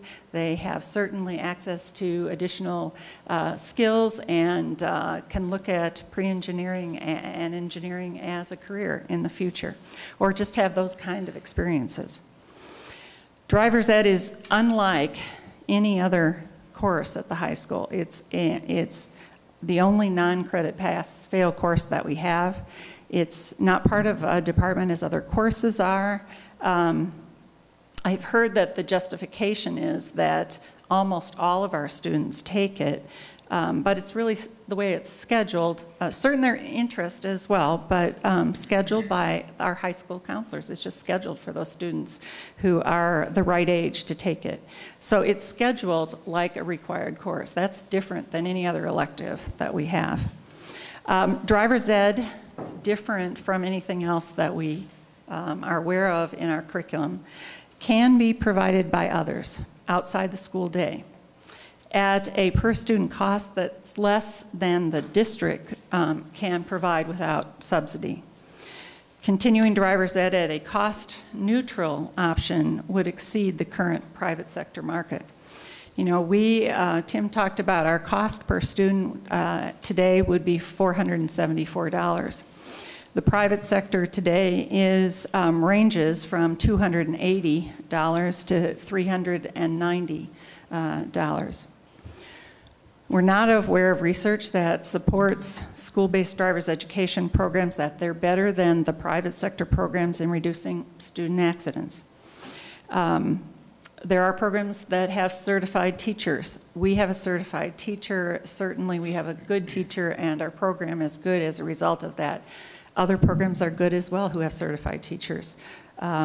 Area schools have not offered driver's education program within the school day for years. And Nancy's going to share some information about that. You know, we learned through this process that when school districts say they have a driver's ed program, that the majority of districts don't have it during the school day. A few do, like Hudson, but the majority who do have a program, not all do at this point, really have it outside the school day. And so that is what we're recommending, is moving to that, transitioning to that kind of program. So Nancy, will you take us through the chart that you have that offers information about other programs of other school districts? Right. This material is on page 11 of your board book. This is some preliminary research that we have done. It's a driver's education survey of some area Wisconsin schools. 14 of them are represented on the chart that you have in your board book. The 11 of the 14 do offer driver's education in some form or fashion. 3 have not offered driver's ed for a number of years, including New Richmond, River Falls, and Superior. They do not offer a driver's education program and have not offered one for a number of years. Of the 11 that do, 6 of them do provide some level of district subsidy, and 5 do not. Those that do, 3 of the 6 do contribute through Fund 10, which is our general fund, like Hudson, and the other 3 subsidize the program through a combination of Fund 10 and Fund 80. And Fund 80 is community education, community services. The difference here is that the 3 schools that in part fund driver's ed through Fund 80, they levy for Fund 80. They levy the community, they tax the community for community service money, and we don't, and never have as long as I've been here. So they combine the general fund with Fund 80, but it's both taxed money that is, at least the Fund 80 wouldn't be available to us. The student fees for those that offer it range from 0 in Unity, a little community north of us, to $425 in Osceola. Averaging those that do have a student fee of some kind, it's $272 is the average. And the delivery, looking at, there's some description there, but just totally outside the school day, 8 of the 11 that do offer driver's ed offer it outside, totally outside the school day, both the classroom and the behind the wheel. So that's a kind of a preliminary, kind of a sample look at some of the research that we've been doing. I can move on and kind of package this and then take any questions. The next page 12 is just, it's an example. There's a range of options, and again, we've just begun our research, and should you approve to offer the program next year, we'll have more time to take a look at other options. But each of the options that we've looked at bring certain benefits and challenges, and this is only one of the options that we've been kind of preliminarily looking at. It is kind of related to the previous page. If you look at Cameron and Cumberland, they do not subsidize their program, and they contract with the Wisconsin Indian Head Technical College, WITC. It happens to be Rice Lake. That's the Rice Lake campus, but something similar could be available through the New Richmond campus. So comparing the cost at today's rate for the Hudson program, $474. The cost today for the WITC program is $280 per student, with no additional cost to Cumberland or Cameron. We use a certified teacher, of course, and they do too. They employ teachers from the Cameron and Cumberland school districts. The hours are similar. The requirement in the state of Wisconsin is that there be 30 hours of classroom instruction. We offer more than that. We offer 36. There's a semester 1 and semester 2, and then during the summer we drop it down to 30, which is the same as WITC. And they have a fall, winter, spring, and summer session that students can enroll in. The state requirement is 12 hours behind the wheel. Half of that is driving and half of that is observing. And that's what we offer as well as WITC. The services are located at, of course, our high school and their high schools as well. Cameron and Cumberland provide classroom space, and they provide parking for the vehicles from WITC. The schedule for us is we have the classroom during the school day. We do have a summer session as well. And our behind the wheel is during the school day as well as outside the school day. Theirs is completely outside the school day, and they do have a parent night during which they put all the interests together and they determine the schedule. So we are researching other options. That's just an example. And certainly we would be looking at other private community providers as well. Some of the smaller districts represented here do not have, they don't have options. There isn't a driving school in their community, but we'll be looking at those options as well.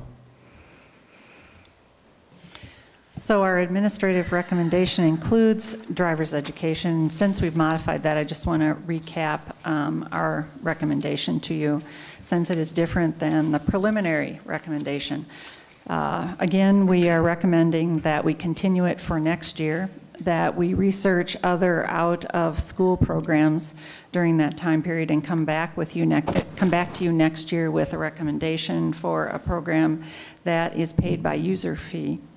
That this next year we increase the student fee $100, and that would be, students would be then paying $300 in the program. And that is our recommendation, along with the other recommendations that we've made through this process. And we'll take any questions that you have. Mary, do I understand this correctly? Before, can we jump on these citizens' requests? Let me just see here. 1, 2, 3, 4. We have 5, so in the interest of time, I'm going to restrict each speaker to 2 minutes. Sorry, but we want to move this along. So, and I'll watch on my official clock here, so please, 2 minutes to make your point as briefly as possible. We have Mr. Jim Cooksey. And once again, I remind everybody just to state their name and address, please. Right. Jim Cooksey, 1020 Crestview Drive. I'll probably take about 1 minute, so, or at least try to, if I don't stumble. I'd simply like to propose a petition for a kind of a stay of execution for this program. I realize nothing's happening officially for this coming year. I would urge you to consider putting off a final vote on this recommendation in terms of what to do for the 2011-12 and subsequent years until more consideration can maybe be made to other parts of the curriculum that I haven't seen up here as under review. Mandarin Chinese 1 and 2, beginning chefs, sports marketing. These are a lot of electives that I have no information as to how well they're attended and what demands they're putting on the space in the school. But I'd like to see a little more consideration to the entire spectrum of electives before we just jump on this one particular one to eliminate. Partly because, or mainly because I think it's, of all the things that the school offers, both elective and compulsory, I think driver's ed is is kind of a unique opportunity for the student to be exposed to guidance in personal responsibility, good judgment, good decision-making, and this is a skill for the 21st century and beyond, and always has been. I think driving is going to be with us for a long time. I'd hate to see the school district out of the business of it completely. I've heard some interesting ideas about the after hours potential. I see that as a possibility. I would also remind everyone that based on the figures up here, with the increase in the fee, which I think is totally appropriate, and I don't think anybody's going to argue with that, the actual cost for this next year is going to be reduced from $96,000. It won't be 96. Am I correct? It'll be 50 or whatever. Now it seems to me that somewhere within a $46 million budget, $44 million, $50,000 for a program of this importance to the students' well-being is worth consideration. Thank you.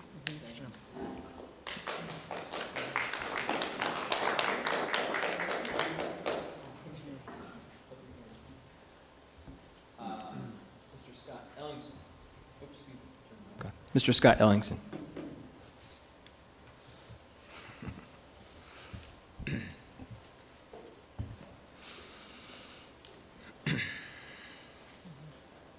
Scott Ellingson, 718 6th Street. I certainly wanted to speak about this, but I also had a petition on another matter, so I don't know if you want me to do what's relevant now and then get back in line for later, or?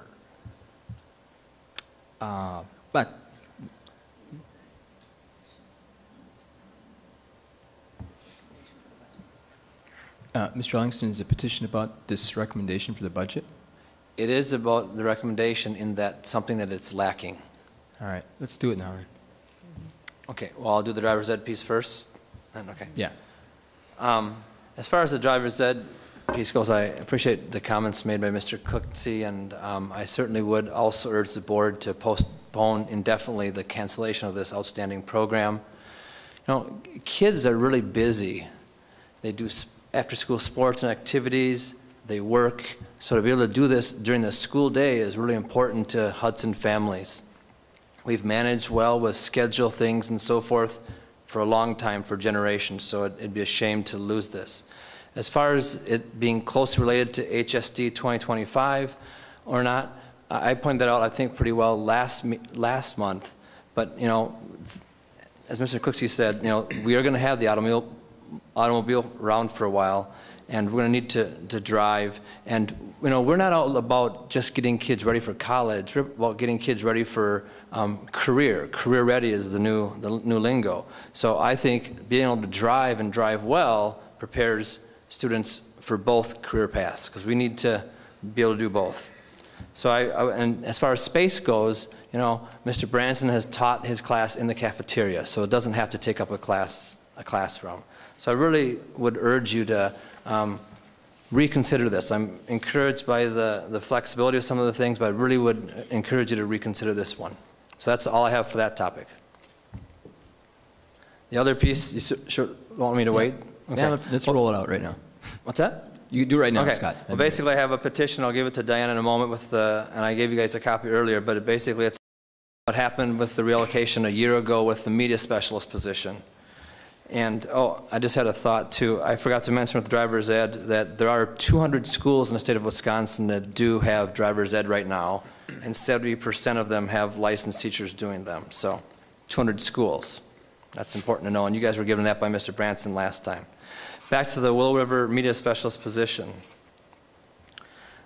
Basically, and a full disclosure, my kids both go to Willow River Elementary right now, and I have a third one that will be there too. So I'd like to see them with a full-time media specialist there, and I know that Holton is also short.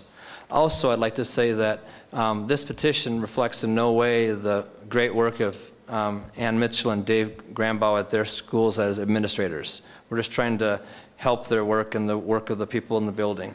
But basically, the staff and teachers, leaders of the staff and the teachers, have asked me to present this petition to you today. And basically, you know, we've invested a lot of money in technology in this district, and right now the deliverer in elementary schools of technology education is the full-time library media specialist. And so it's kind of a shame that at Willow River, for example, there have only been able to have 15 planned lessons for the whole school year for students to be able to go on and get that planned technology. And also when you have somebody going back and forth between two buildings, that means they're not there on the off days to help students and staff with the needs that arise for that. So, you know, again, I think parents are not aware of this, and I think they need to be made aware of this, and I think this district certainly has the resources, and we look at the HSD 2025, you know, high quality learning, college bound, everything. We need to do all we can to improve our literacy, both with technology and, you know, regular literacy. So I would really encourage you to consider going back to full-time library media specialists at both schools, and especially when you consider the numbers of, you know, North Hudson has a full-time library media specialist with 374 students. Rock has... We'll have to wrap it up. We'll have to wrap it up, Scott. Yep, Okay. 422, and Willow Falls right in the middle, 417. So please consider this. Thank you so much, and I appreciate all the work you guys do and the tough decisions you make. Thank you, Scott. Mr. Jamie Johnson.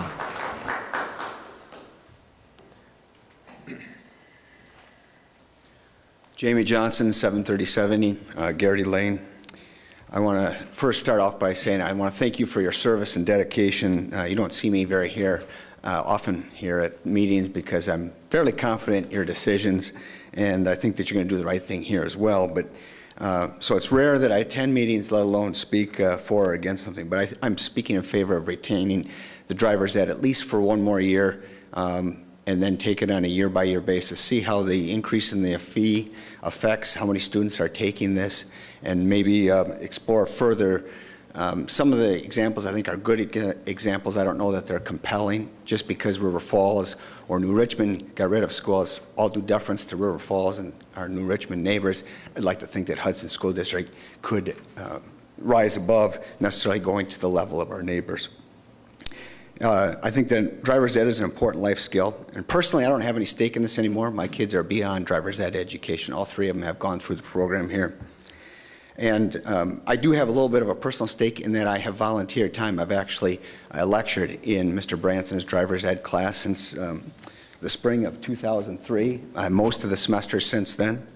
I'm a lawyer, as some of you may know, and I have both civil and criminal cases. And so I come in, it started as a kind of a 20-minute or 25-minute lecture, and it's grown to where I take a whole class hour and teach kids about the implications both legally and economically on the implications of unsafe driving, both from a civil aspect and criminal aspect, and use real-life examples of fatalities and serious injuries, cases that involve those.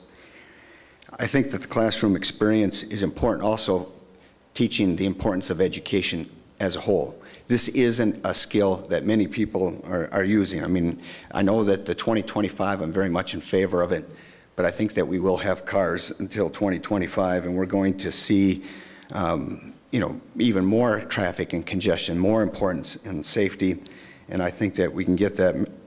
Mr. Branson does a great job. Driver's ed has come a long way from the 70s when I learned, when we had film strips and such. And now we have, so I think we have a great teacher here now. Mr. Branson is, I think, 28 years experience, has a master's degree. I don't know that we need a teacher of that level teaching this, and I don't think Mr. Branson's going to be here forever. But when we're talking about saving costs, the bottom line here, as was pointed out by the prior speakers, it's less than $60,000. We're talking about 1/10 of 1% of the budget. And Mr. from Johnson, a levy, we'll have to wrap it up. Okay, from a levy standpoint, I don't know what that means for the average taxpayer, but I think it's about $3 or $4, and I think it's worth it in the long run for the school district to retain driver's ed and allow us to. I'm in favor of increasing the fee to $300 and then re-examine this next year. Thank you. Thank you, Mr. Johnson. Mr. Bob Branson.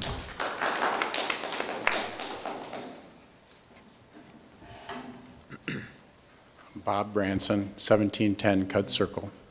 And I'd like you to think about the consequences of this decision. In Wisconsin, there's about 100 teens that are killed in automobile crashes every year. That's about 2 every week, just in Wisconsin. About 550 total fatalities. It's a big part of our lives.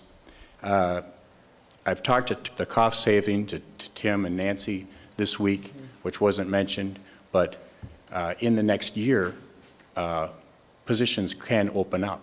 I have a master's degree in technology education. I would like to be part of Project Lead the Way. My thesis paper was on career decisions made by high school students. I can be utilized in other areas, and that's what's going to reduce the costs of driver's education. The costs are tremendous for education, and I know there's places that it can be trimmed, and I can be utilized in other areas, which would reduce the cost of driver's education. Students are not forced to take driver's education. There's private abilities, there's private schools around right here in town. They've been here for many years, you know that. And the students are given a card that they do not need to take driver's education. They can take it privately or in the summer to free up their times for electives. The only electives that they can take in freshmen are auto home survival, opposite of Phi-Ed, which is an every other day class, which fits into their schedules pretty nicely right now for most of those students. There may be some other, girls choir is offered alternate every other day class, and there are some students that do utilize that, but please consider keeping it, postpone your decision to cut driver's ed at this time. Thank you. Thank you, Mr. Branson. Next we have Allie Tiedemann. Am I saying that right, Al? Yep. Thank you. Allie Tiedemann, 313 10th Street South, and I'm the president of SAD at Hudson High School. And as a SAD member, we promote having this class in the high school because Mr. Branson promotes safety not only but in the class, but also outside of the class. And he helps us a lot with reinforcing safe driving. And students do have a choice to take this class. And if they don't want to or they can't afford it, they don't have to, and the counselors don't just put it in their schedules. And we would like to thank Mr. Branson for his dedication to student safety and for helping the SAD group promote safety. Thank you. Thank you, Allie.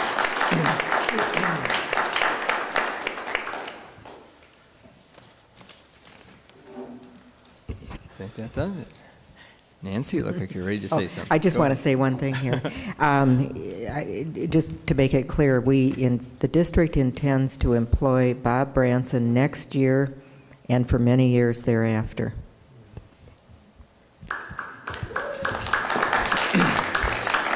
Absolutely.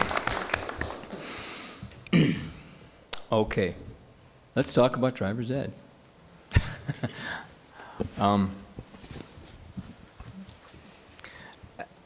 Well, I'll start, I guess. I've been thinking about this, quite a bit over the past week, obviously.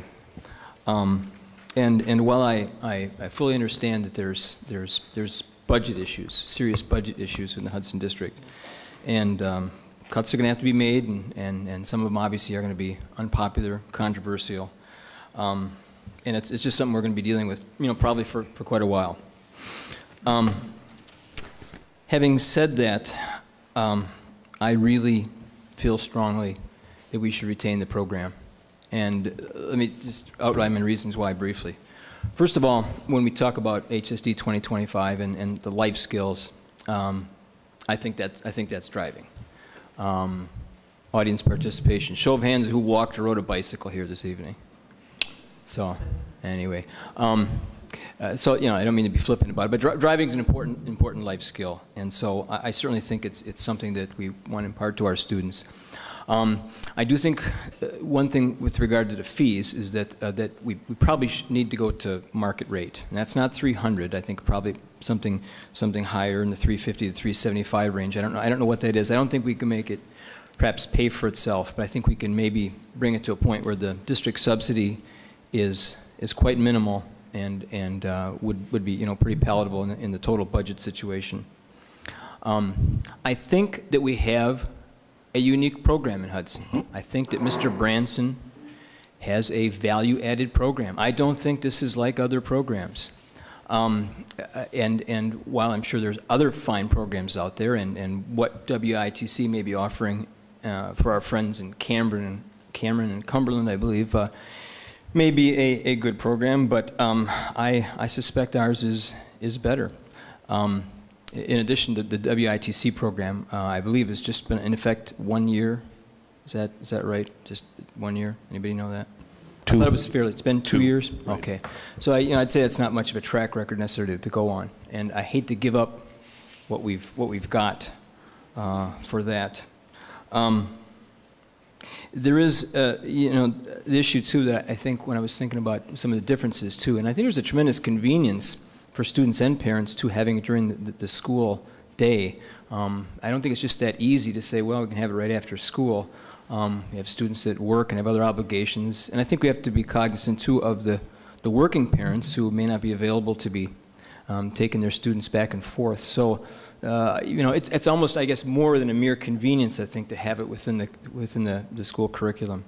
So, those are my thoughts, and interested to hear what my fellow board members have to say. Mr. President, Vice President, Mr. Chair. Sure. Just want to clarify something. WITC is not a program that we're recommending at this time. It's just one of the programs that we have done research about and are sharing it as an example. Sure. And so just clarification. Thank you. Brian?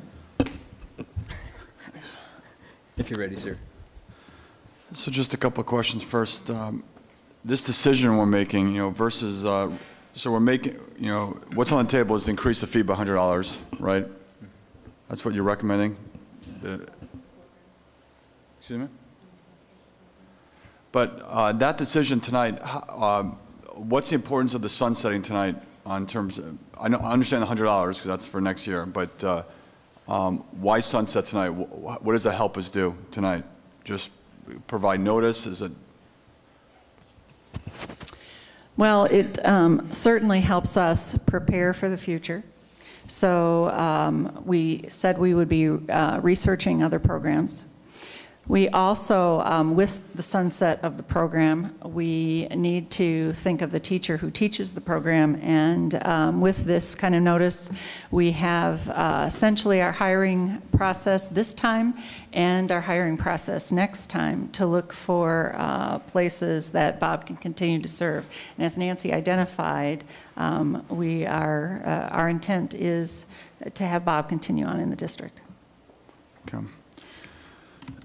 So I just think, I think we as a board have to remember kind of why we're here too, right? The media specialists, this program, we have some significant budget issues right now. And what's the, with the current budget, Tim, what's the tax increase next year with your, I know it's all estimate, but what was the tax increase with the current budget?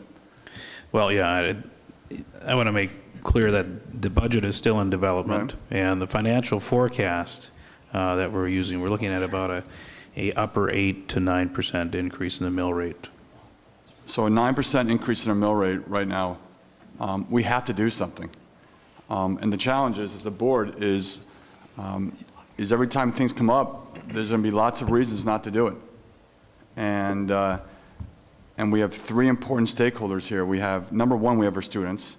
Number two, we have our very, very strong faculty, our teaching staff, our support staff, and we also have our community members. And the fact that right now we have a flat budget, but the fact that due to the state aid formula, we're getting less money from the state. We can have a 0% increase next year, and our taxpayers are going to have to pay more money.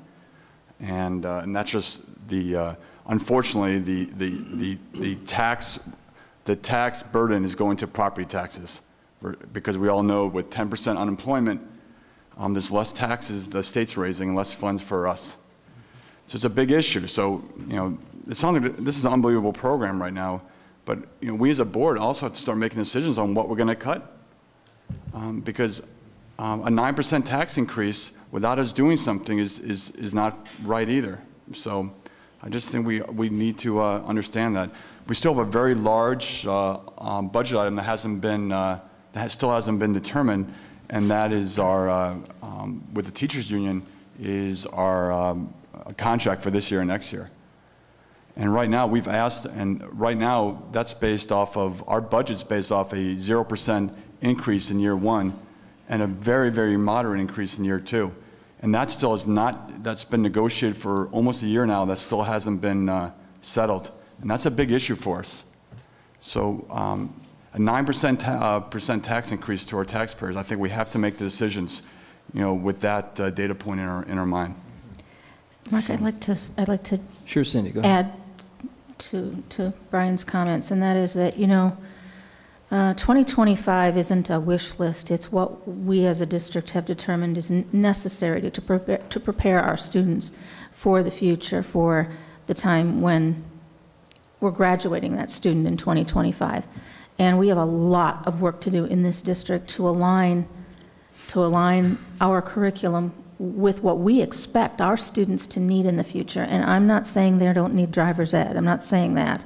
I think that it's driver's education is very important, and I'm sure that Mr. Branson would agree that being a certified teacher is really important, and that he's not necessarily the only good certified teacher out there too. So I'm sure that a lot of these other programs that are using certified, Mr. Branson would tell us, are also good programs, and I think that's important.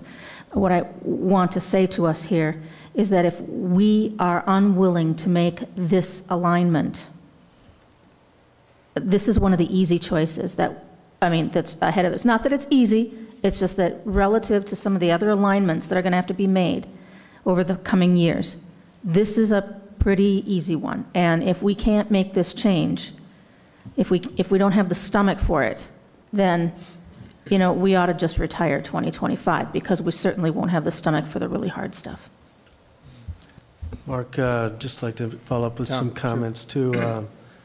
First of all, I don't think anybody up here or in the audience probably denies that this is an important life skill. I mean, it's important for students to get a good education around the safety of driving and so forth. It's not a judgment on the value that Mr. Branson or other staff have brought to the program as well. This is simply a question of, you know, today and what we're trying to do with students and hope to move forward with students. What is it that we need to have them focus on? What is the most important thing for us in our district to have students focus on in their education? Now, as Cindy said, that's not any condemnation against driver's ed, of course. But we have to focus on, today is a new day. Today's a different day than when we went to school. Today is a day when, boy, kids, there's a lot more required, a lot more demands on them academically, and than when I was in school. And so I'm not, you know, certainly there's a budget issue here, but I think there's more of a budget issue. There's also an issue of moving kids into areas of study that we think are a high value. Not to say that driver's ed's not of high value, but we've got to make choices. And these are the situations that we find ourselves in as board members. And we're not going to make friends, but we've got to make difficult decisions. And so I'm in favor of, and I like the additional arrangement that the staff have made regarding looking at continuing district support outside the regular school day. So I think we have to look at it somewhat objectively. You know, I know there's a lot of emotion and a lot of, you know, feeling good about what we have and what we've done, and we certainly should feel good about it and celebrate it. But folks, we have to make some tough decisions, and unfortunately, we've got to make some decisions that if we didn't have to make, we wouldn't, but we are in a position where we do, and I think I've said enough, so. I just want to jump in here if I can, and Tim, you probably have the calculator here. You know, one of my points was that this thing should go to, you got to do the math for me, buddy, to market rates. And can you tell me what this will cost the district, Tim, if we charge up? Well, let's say, I think the range that Nancy gave us was 280 to 390. From my brief research, most of the schools here are in the upper half of that range. So could you just tell me if we raise the fee to 375, which I would call to be the middle of the market, what this would be costing the Hudson district then?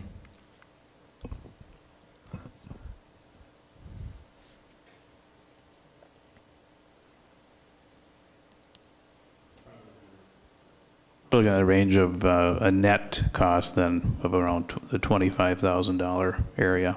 But again, it does depend on how many students stay with the program when you have the fee increase. Right. Okay. But one could presume if the fee is market rate that we're not going to lose any students. I mean, you know, economics 101 for the most part. So $25. Okay, that's what I got. I got something in the low 20s too. So.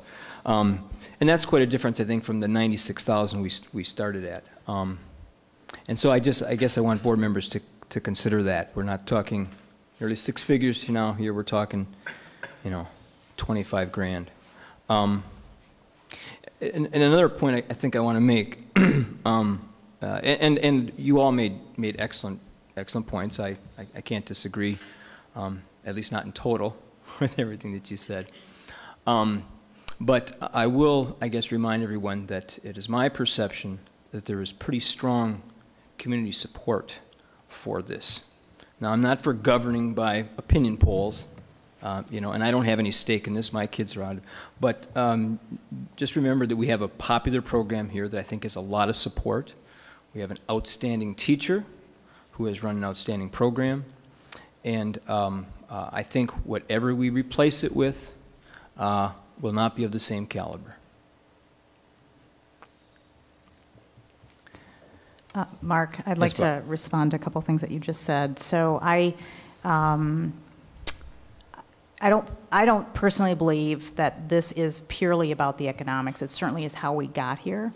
Mm-hmm. And we could raise the fee to $474 and price ourselves out of the market, and probably would still have a fair number of students that would take it. And I'm also not disagreeing that driver's ed is a very valuable skill, and Mr. Branson has done an amazing job. But I think there are alternatives that are very successful, that could work very effectively in Hudson. And I believe this is one of those choices that we need to make to really think about where is Hudson as a school district headed. And I'm not disputing that it's a value ed program, but I don't think it's as directly aligned to what we're trying to do with HSD 2025 as some of the other things that we talk about on a regular basis. So it is about hard choices. Mm-hmm. And it's not purely about the economics for me. Sure. I understand, Bart, but if I can respond. First of all, I'm not advocating, you know, 474. I know I heard you say that. I understand. So we need to do to break even. And I think we can't really, put ourselves out of the market. I guess from my perspective, the, you know, $25,000 subsidy it might require would be, acceptable. Further, you know, to assume, I guess, that we'll replace this with something that will be, I mean, we don't, you know, there's private programs out there. I don't know on which basis we judge them. We lose control of the program. Right now, we know we have an outstanding program. There are extra hours. Actually, the requirement of 30 hours is a 20% reduction in the classroom, at least as it's offered in the school year. And some of the things I know Mr. Johnson mentioned, addressing the class, and some of the other, I think, supplemental things that I think impart other sort of life skills through driver's ed, I mean, I think are significant. So I guess I'll have to disagree that if I really thought it didn't fit in HSD 2025, that I guess that would be the end of the story. But I don't see it that way. I think the driving skill itself and the ancillary skills that are acquired through this program are relevant to HSD 2025. Mary? Just added a little information here. We did not talk about looking at alternative programs and what our goals would be, which hit on some of the things you're identifying and I think are important to this conversation. First of all, we would be looking for a quality program, and we would be looking for programs that use certified teachers, because we do believe we do have quality in our program, and Bob and the other teachers that provide our current program do that right now, and we want that to continue. So that would be one of our goals as we were evaluating programs to bring to the district or to look at for alternatives. We would also be looking at eliminating the cost to the district. Then there would be no additional cost borne by our taxpayers, whether that's $20,000 or whether it's $100,000, knowing that that's going to increase over time, that that's only today's cost. And then we would also be looking at a low cost to the student. We believe that is in their best interest, and so those are the kind of goals that we're setting for looking at alternative programs. And the one thing that we wouldn't be providing, at least to our knowledge at this point, would be during the school day. That's the difference. It would be, like many other districts, it would be provided outside the school day, but it still would be a Hudson program, and those would be our primary goals. There may be some secondary goals, but those would be the primary goals that we would be looking at for an alternative program to go into the future. Any other comments? That's about it. I understand that it's not appropriate for the chair to make a motion, so what I would ask is if my fellow board members would have any objections to if we could separate out and vote individually on the driver's ed program. And I would introduce a motion then for with regard to driver's ed, and then we could vote on that, and then we could address the budget reallocation. Would that be acceptable? Sure. Any objections? Okay. And I'll have to, Thomas, you've been eyeing this up all evening. Now you can you can have the gavel while I make my motion. And I want to do this, I guess, basically, to sort of signal, I guess, where I stand with some of these other budget allocations items. I think stand on their merits. But so, for my colleagues' consideration, I would like to offer a motion to retain the driver's ed program with the fees increased for the upcoming school year, that'd be 2010, 2011, to $375. Okay, there's a motion, and is there a second?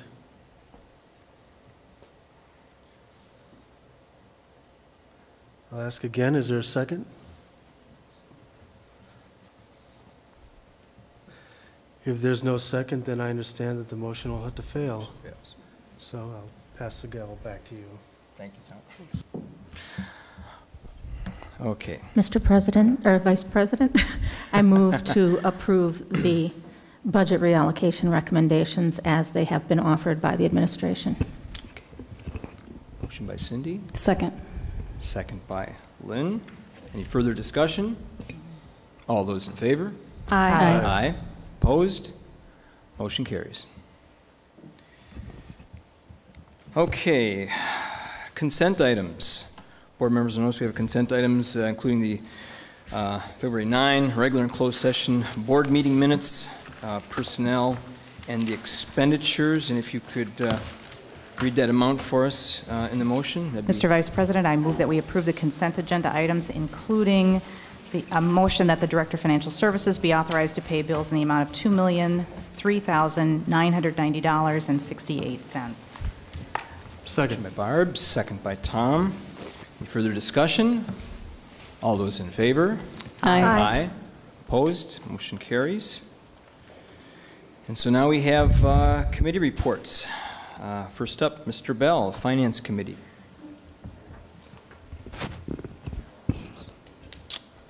Thanks. The Finance Committee met on February 22nd, discussed just a commercial insurance request for proposal, which we do every 3 years. Thank you, Tim. We also reviewed what we just voted on, and then we moved to closed session to discuss deliberation to prepare negotiations with WCEA. Thank you, Brian. Any questions? Any questions for Brian? And next up, we have Ms. Van Lonen with the Learning and Program Development Committee.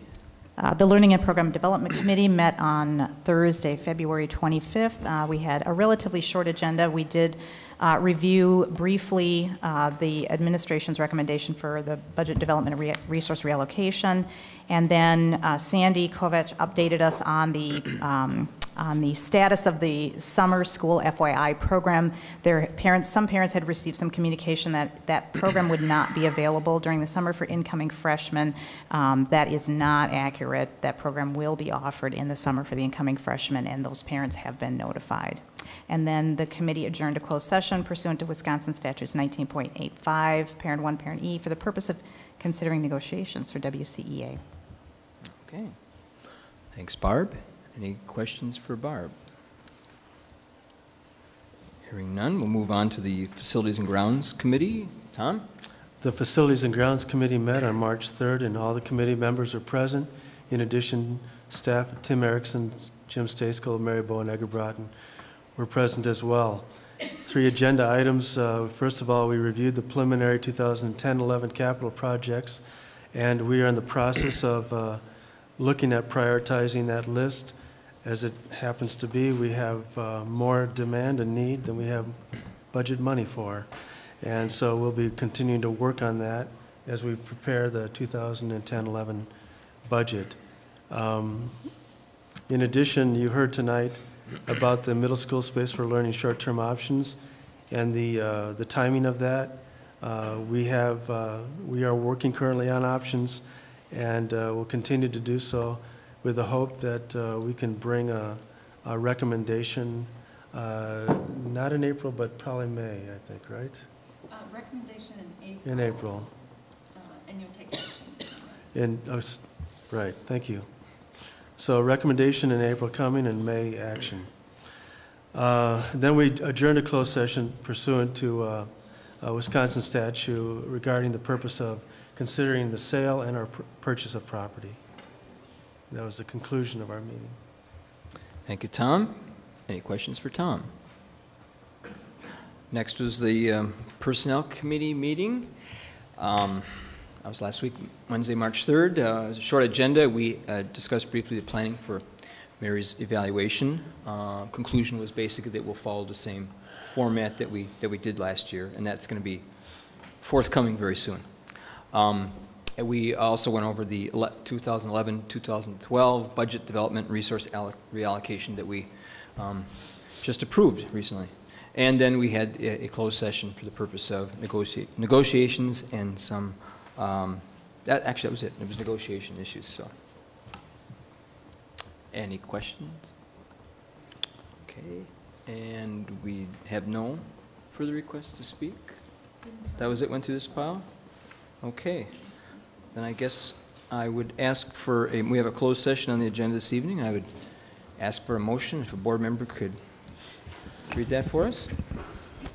Mr. Vice President, I move to adjourn to closed session pursuant to Wisconsin Statutes 19.85, Parent 1, Parent B, Parent C, Parent E, for the purpose of deliberating to prepare for negotiations with the WCEA Hudson Teachers Union, considering employment and compensation to employees, consideration of final non-renewal and layoff of teachers, reduction of non-certified personnel, and for the purpose of deliberating about the sale and or purchase of public properties.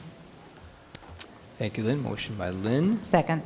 Second by Barb. We'll have a roll call vote. Start with Barb. Van Loenen, aye. Crimmins, aye. Kaiserschott, aye. Holland, aye. Bell, aye. Robson, aye. Motion carries. Thank you, everybody.